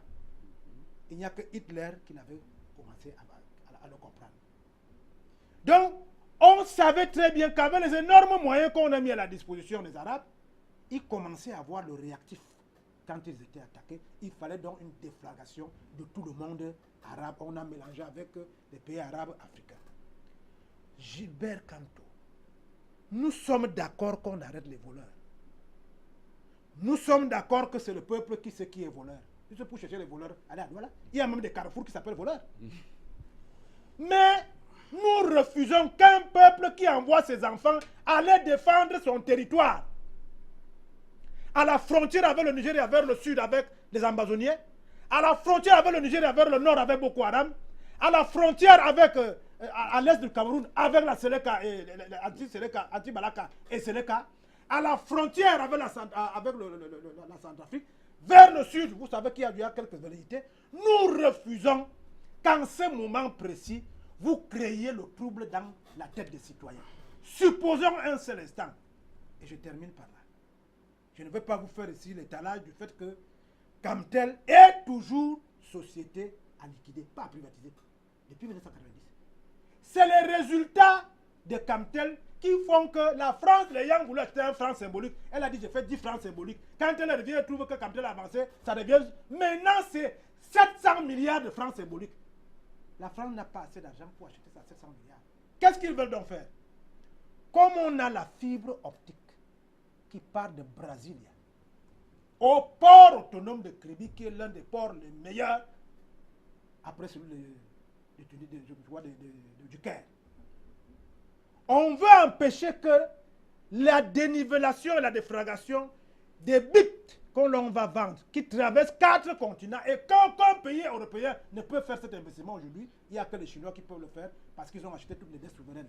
On veut donc empêcher que le Cameroun soit celui qui va avoir le hop des informations des meilleurs du monde, la Russie, la Chine, tous les BRICS et tout ça là, parce que nous traversons tout cela pour rendre plausible nos rêves de Muammar Kadhafi à travers la scope.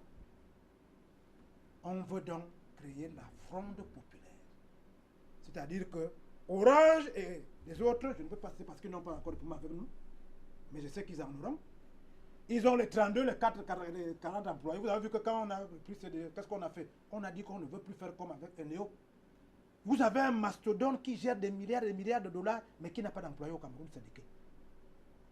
On veut donc jeter les 3670 employés de Cantel à la rue.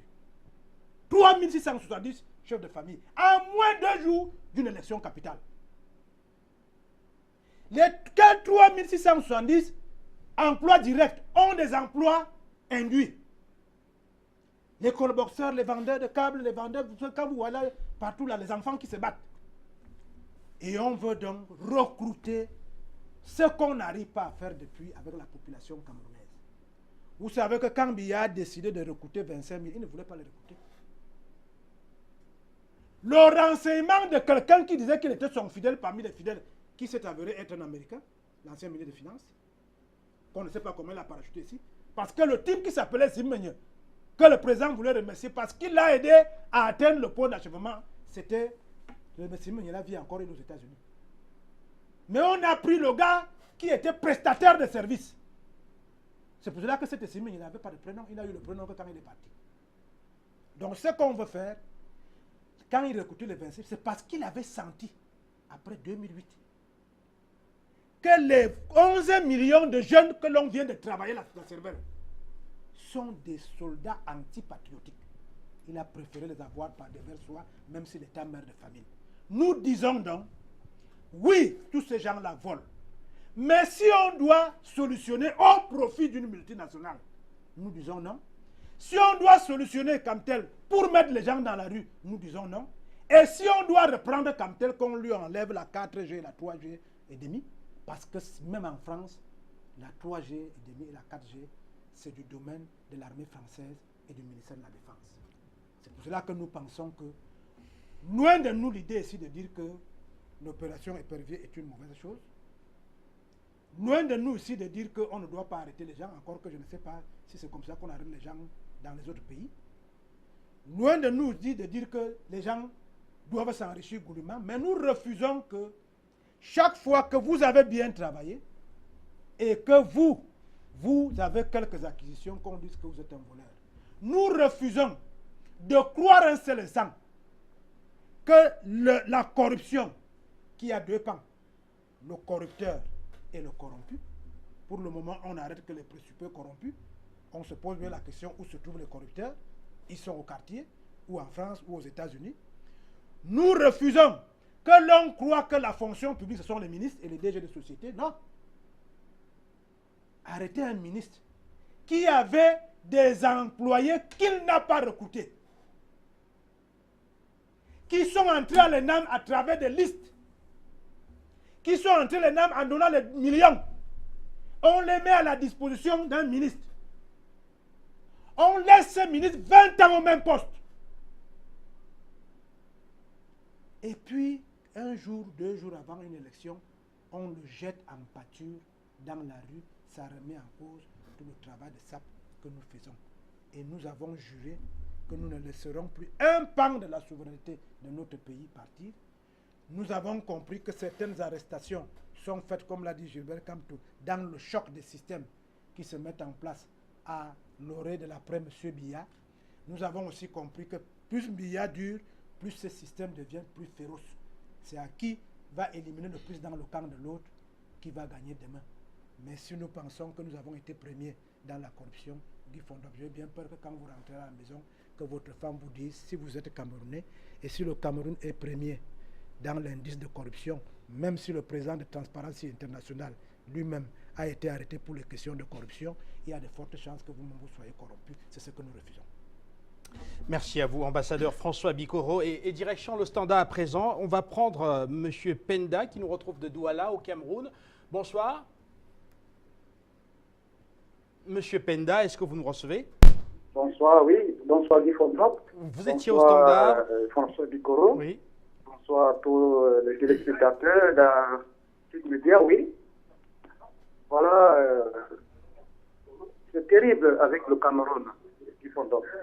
C'est terrible pourquoi? Parce que les Camerounais sont conscients des enjeux de ce pays. Les Camerounais sont conscients des enjeux de ce pays. Et quand François Bikoro explique comme ça, c'est très bien. Là, nos frères Camerounais comprennent vraiment les enjeux parce qu'il y a les manipulations de Facebook et tout et tout.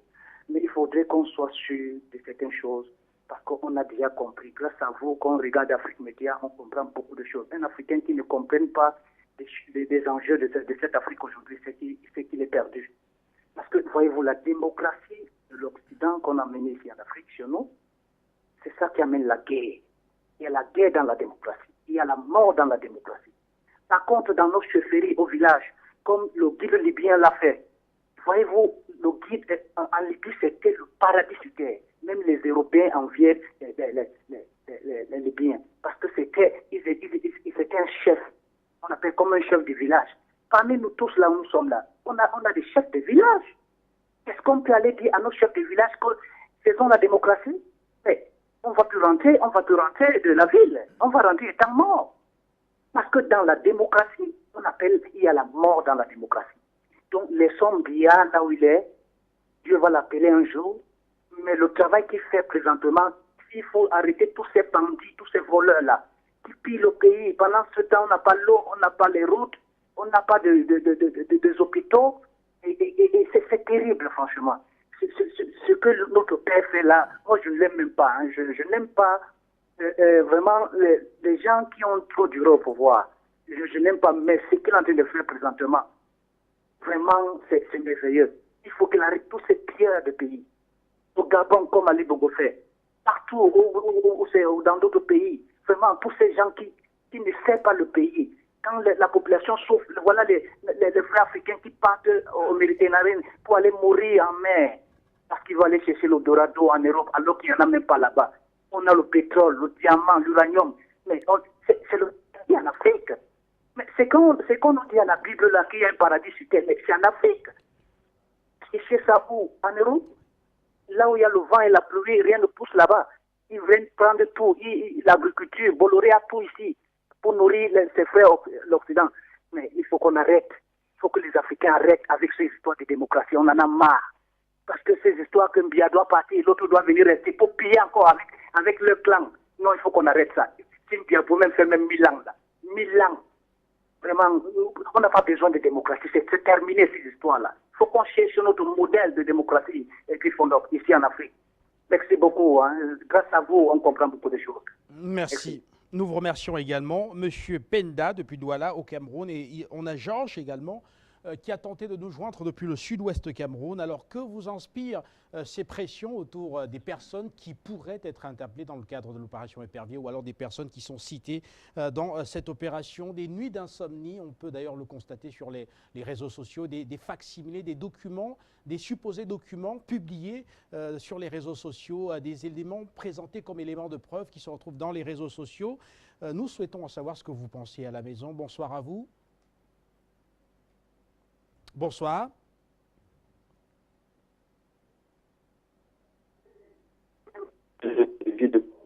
Bonsoir.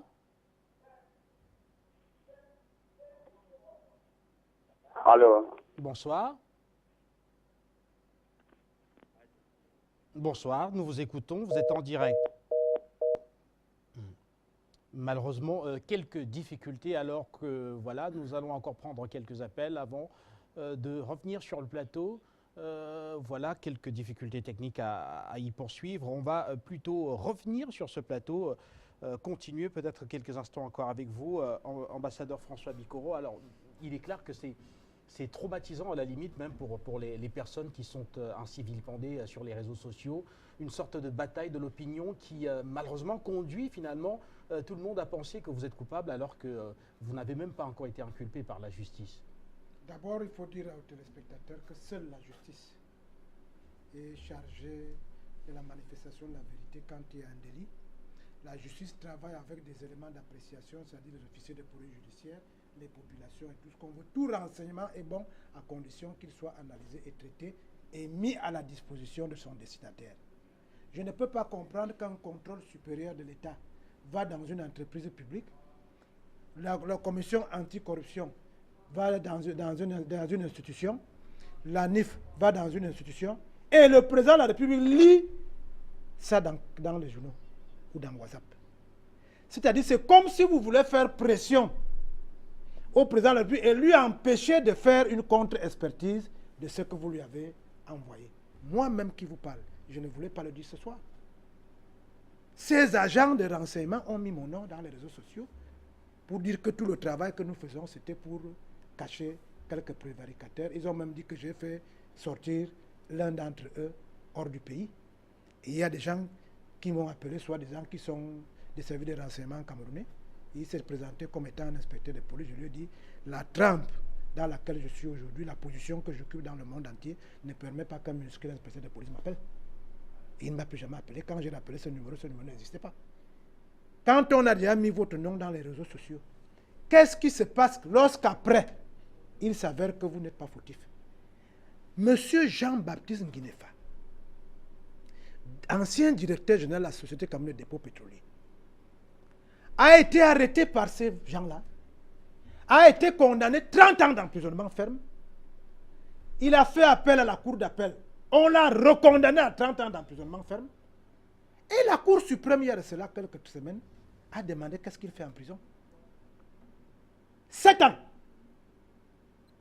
L'ancien délégué du gouvernement de la ville de Douala, capitale économique du Cameroun, Edouard Etondekoto, colonel de son état, dans une guerre avec une de ses cousines et un ancien ministre de l'administration territoriale, a été condamné. Après, il n'est pas condamné, il a été arrêté, mis en prison, et 7 ans après, on lui demande ce qu'il fait en occupant une place en prison. Mais il dit, mais c'est vous qui m'avez amené ici. On dit non, vous n'êtes pas concerné par l'opération, vous étiez seulement là parce qu'il ne fallait pas que vous soyez délégué du gouvernement. Il y a des exemples qui foisonnent, qui font en sorte que les vrais prévaricateurs, c'est-à-dire comment Bolloré a gagné le port de Kribi. Gilbert, toi qui ne vois que les fonctionnaires. Oui, allez-y, poursuivez s'il vous plaît. Comment Bolloré a gagné le port de Kribi? Certainement en passant par un fonctionnaire, mais il est du côté du corrupteur et vous ne voyez que le corrompu. Nous voulons que et les corrupteurs et les corrompus, et qu'il y ait une critérologie nette, une procédure nette pour amener les uns et les autres à savoir qu'ils ont été au banc de la République. Alors, Franco est à Douala au Cameroun. Bonsoir Franco, merci de nous retrouver. Franco, bonsoir. Vous êtes à Douala, la capitale économique du Cameroun. Bonsoir. Merci, bonsoir. Bonsoir. Ouais. Merci, monsieur Jean, monsieur Fondo. Bonsoir. J'aimerais participer à votre programme là, ça m'intéresse beaucoup. Oui, nous vous écoutons. Allez-y, s'il vous plaît. Vraiment, je suis en train d'écouter M. Bikoro là. Et vraiment, ça m'intéresse.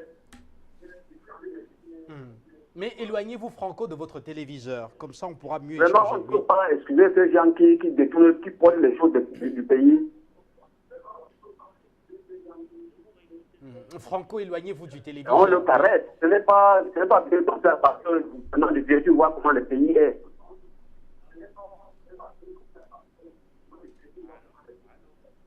Allô?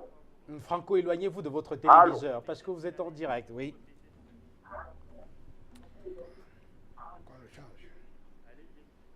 Mais les choses ne sont pas sûres parce que moi, je ne comprends pas comment. On ne peut pas dire qu'on met la pression sur les gens qui ont détourné le pays. Vraiment. On ne peut pas dire qu'on met la pression sur ces gens-là. Puisque la population souffre. On ne peut pas garder l'argent, les gens viennent prendre avec la main gauche comme si c'était leur argent. Vraiment, il faut marcher un peu dans le quartier, vous allez voir comment la population camerounaise souffre. Donc, on ne peut pas se permettre à dire qu'on doit caresser ces gens-là. Vraiment, si on pouvait mettre ces gens-là dans un lieu que vraiment ils ne peuvent pas sortir, vraiment ça va intéresser beaucoup les Camerounais. Donc c'est pour dire que, s'il y avait moins qu'on pouvait les mettre là où ces gens qui volent même les bouteilles à gaz, dans ces mêmes gens-là, même dans le même lieu avec ces gens-là, c'est que les choses vont aller dans le pays ici là. Merci, bonne soirée. Alors, avant de partir, Franco, une question pour vous. Alors, comment est-ce qu'on peut être coupable avant même que la justice n'ait rendu sa décision? Alors, est-ce que vous êtes prêt à condamner quelqu'un avant même de l'avoir écouté, avant qu'il ne soit même jugé?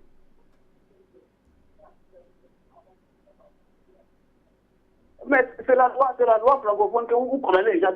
On est déjà sur la loi du français. Et il y a cette... Et il y a parfois on voit certaines choses, on connaît que c'est ces gens-là qui ont gâché le pays. C'est comme ça. Et il y a certaines races que vraiment, Dieu, tous ces gens qu'on les a pris là, ils sont des mêmes races. Et c'est pas bien comme ça. Il faut qu'on condamne ces gens-là.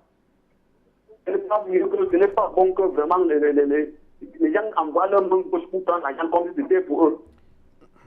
Moi, je suis pas ça. C'est ça. Merci à vous pour votre contribution. Et François Bikoro, ceci rejoint ce que vous avez présenté tout à l'heure, c'est-à-dire qu'il n'y a pas de présomption d'innocence, on est coupable simplement parce que les réseaux sociaux ont fait le procès et l'ont clôturé d'ailleurs par une décision. Oui. En fait, c'est le procès de M. Biya qu'on veut provoquer. Parce que imaginez qu'on a déjà dit dans les réseaux sociaux que vous êtes un voleur. Et que M. Biya, qui a la véritable information, tant dans les jeux que les enjeux, ne tombe pas dans le piège. L'histoire retiendra qu'on avait dit à Biya, voici un voleur. Personne ne se pose la question, qui nous dit que c'est un voleur? Les réseaux sociaux sont des trucs anonymes. Est-ce que vous pouvez m'identifier la personne qui vous envoie un document dans les réseaux sociaux, puisque les gens ne font que partager? Il y a quelqu'un qui a un intérêt quelque part, qui sait pertinemment que dès que j'envoie ceci, dans un environnement électoral, vous savez que la campagne électorale qui est permanente cette année laisse libre cours aux mensonges. Les gens mentent parce que c'est prévu par la loi. Maintenant, on ne saura plus à quel moment cette dénonciation est une campagne électorale, à quel moment cette dénonciation va dans le sens des intérêts de la République, à quel moment elle sert un camp à l'intérieur même du système. C'est pour cela que nous pensons que non. Que le trafic d'influence cesse, que les pressions cessent. Dès que quelqu'un a volé, que l'inspecteur de police du coin, que le gendarme du coin OPJ, que fasse son travail, que la CONAC, le jour où ce monsieur a volé, parce que l'affaire qui concerne le ministre Atanakuna, c'est en 2007. S'il était mort entre-temps, et on dit que ce n'est pas pour CDO qu'on l'a pris, c'est pour la dénonciation de son successeur, Jean-William Solo, qui dit qu'il a donné un marché de communication. Finalement, qui ment, qui dit la vérité? WhatsApp, Facebook ou alors les services de sécurité. Et quand on vous arrête, on vous dit, apporte-nous la preuve de ton vol. Comment on peut demander à une victime d'apporter la preuve? Nous pensons qu'il faut arrêter les voleurs. Il faut arrêter de faire pression et de trafic d'influence, parce que ça dénature l'objet même de l'opération épervier. Et la population légitime, qui est connue et physique, vous a déjà dit que ce qui l'intéresse, si tant est que les gens ont volé et qu'on peut attraper quelques biens et les mettre à la disposition du public pour régler les torts, que ce soit une bonne chose. La population ne veut pas qu'on lui envoie en compte-gouttes quelques personnages qui ne s'entendent plus dans une mafia qui gouverne la République. Alors, on va sortir avec vous, Gilbert. On vous a un peu oublié depuis une dizaine de minutes maintenant, mais rassurez-vous, cela a été, parce que les téléspectateurs, et voilà, à chaque fois interrogé l'ambassadeur François Bikoro. Et donc, Gilbert, nous vous écoutons. Alors, est-ce que la présomption d'innocence, dans un pays comme le Cameroun, qui est un état de droit, existe encore?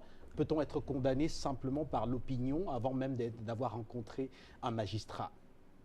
J'ai cru que j'étais objet de décor. Hein? Pas du tout. Voilà. Pas du tout.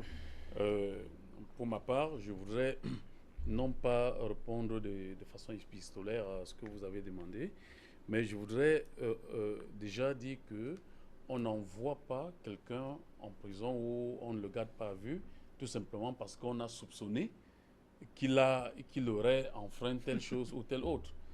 On prend quand même des mesures d'enquête préliminaire pour pouvoir s'assurer si effectivement la personne est coupable ou pas, ou peut être susceptible d'être coupable pour la chose incriminée. Mais je voudrais dire que la technologie nous a tellement aidés. On a aujourd'hui, à travers les satellites, pas les films de novelas, des TV shows et autres, mais on a aussi des chaînes de télévision dites enquête criminelle, qui fait l'étude sur la criminologie, qui fait beaucoup de recherches. Mais je me demande souvent si nos officiers ou notre police, au lieu de passer le temps dans les boîtes de nuit et les bars, pouvaient quand même prendre un temps pour voir comment on mène une enquête. On ne fait pas d'enquête. Il suffit que je marche dans la rue là et qu'une maman se met derrière moi et dit « Oh, voleur !» Mais c'est fini pour moi. C'est fini pour moi. On mène une enquête. Je ne pense pas que les gens, les cadres des impôts, soupçonnent tous les chefs d'entreprise d'être voleurs. Ils enquêtent. Ils vont sur le terrain, ils regardent, ils contrôlent les fichiers, ils aident même ces chefs. Et ils aident même ces chefs à dire non, vous avez fait erreur là, c'est pourquoi vous trouvez dans cette suite, de rectifier cette erreur, etc. Le rôle de la police ou de la police judiciaire n'est pas seulement pour inculper, c'est aussi pour disculper. Moi, je pense que notre pays gagnerait à créer une école spécialisée, même une branche à l'école de police. Bravo. Même à l'école de police, même à je veux dire à la police même. La police, oui, un département spécialisé dans les enquêtes criminelles, les enquêtes financières, les enquêtes criminelles et économiques. Voilà. Franchement, ça aidera. Mais il y a à côté de ça quelque chose que notre génération a raté. C'était le SMO, le service militaire obligatoire, qui devrait réapprendre le civisme, le patriotisme. C'est ce que les Occidentaux ont le plus combattu chez les peuples africains. Le nationalisme, le patriotisme, hein, c'est tout ce qu'on a combattu. Ils ont compris ça à l'avance. Nous, à notre basse jeunesse, on était interdit ou même réprimandé de suivre l'hymne national en train d'être chanté et de marcher. Donc, aujourd'hui, nous appelons, en fait, moi j'appelle l'État, à travers l'État, le garant de cet État, le chef de l'État, à réinstituer à la nouvelle génération le service militaire obligatoire pour y apprendre le civisme. Civisme sur le plan civil, sur le plan militaire, sur le plan économique, etc. Cela permettra, à coup sûr, d'éviter la situation dans laquelle on se retrouve aujourd'hui. Voilà, nous sommes arrivés au terme de nos échanges sur le plateau, des échanges qui ont été, mais alors, fort instructifs, en tout cas, pour ce qui est de ce second sujet. Il ne me reste plus, ambassadeur François Bikoro, qu'à vous remercier. Rappelez également que la Cour suprême, dans sa rentrée solennelle je pense que c'était 2018, n'avait pas oublié de mentionner, d'attirer l'attention des Camerounais sur cette justice privée ou alors sur ces alertes sur les réseaux sociaux qui sont des violations graves de la loi. Oui, même le Premier ministre a déjà prescrit au gouvernement de prendre des mesures sévères, tant réglementaires que légales, pour fustiger, au besoin, faire respecter la loi pour des gens qui s'amusent à mettre n'importe quoi dans les réseaux sociaux à partir de la source. Ça veut dire que comme l'interdiction de sortie du DG de Camtel a été signée par un inspecteur de police, donc on n'a pas besoin d'aller chercher midi à 14h. C'est le délégué général de la Sûreté nationale qui est à l'origine de ce fake news. Il ne faut pas qu'on cherche midi à 14h. Et le Premier ministre a été clair là-dessus, qu'on n'ira pas chercher dans la rue les distributeurs. On va commencer par... Donc, quand le président de la République fait un décret et que ça se retrouve dans la rue, il ne peut s'en prendre qu'au secrétaire général de la présidence de la République. Il ne faut pas qu'il aille chercher ailleurs. Le Premier ministre a prescrit ça dans ce sens. Maintenant, pour les internautes, il n'y a que la conscientisation. Parce que les fausses images que les enfants ont montrées à l'université de Boya étaient des images du Libéria. Mais les gens ont cru effectivement que les gens sont morts là-bas. Et le jour où les gens vont mourir, on ne pourra plus croire qu'effectivement, ils sont morts. Donc je pense que ce n'est que la conscientisation, l'éducation des masses, pour ce qui concerne les populations qui ne sont pas habituées à Facebook, mais maintenant pour les institutions qui doivent prévenir, prévoir, elles ne sont comptables devant la République. Et je convoque ici que dès qu'on va encore voir un document de l'État circuler dans WhatsApp, que la population ne cherche pas midi à 14 h, c'est celui qui a initié le document, qui l'a donné à sa secrétaire. La secrétaire est fautive et doit être arrêtée comme on a arrêté la femme. Et cela revient également dans le cas du délégué général à la Sûreté nationale que vous citez tout à l'heure. Effectivement. Il peut ne pas être au courant parce qu'on a parlé, le Premier on ministre l'attrape d'abord et il va donc attraper effectivement des agents de l'État qui parfois de façon même lorsque oui. le secrétaire d'État à la gendarmerie, qui n'était pas encore entré dans son bureau et à qui on a attribué qu'il a signé une interdiction de sortie, que le délégué général venait de refuser, il faut aussi qu'on lui demande comment est-ce qu'il a fait pour s'y retrouver à cet endroit. Merci beaucoup à vous d'être venu sur ce plateau ce soir pour échanger avec nous également avec les téléspectateurs du continent. Il ne me reste plus qu'à vous souhaiter un très très bon week-end, toujours à l'écoute de nos programmes et à très bientôt sur Afrique Média. L'Afrique Média veut libérer l'Afrique. Vous êtes une décision internationale. Il faudrait qu'à l'international constate quelle est la position du gouvernement. La récréation est terminée.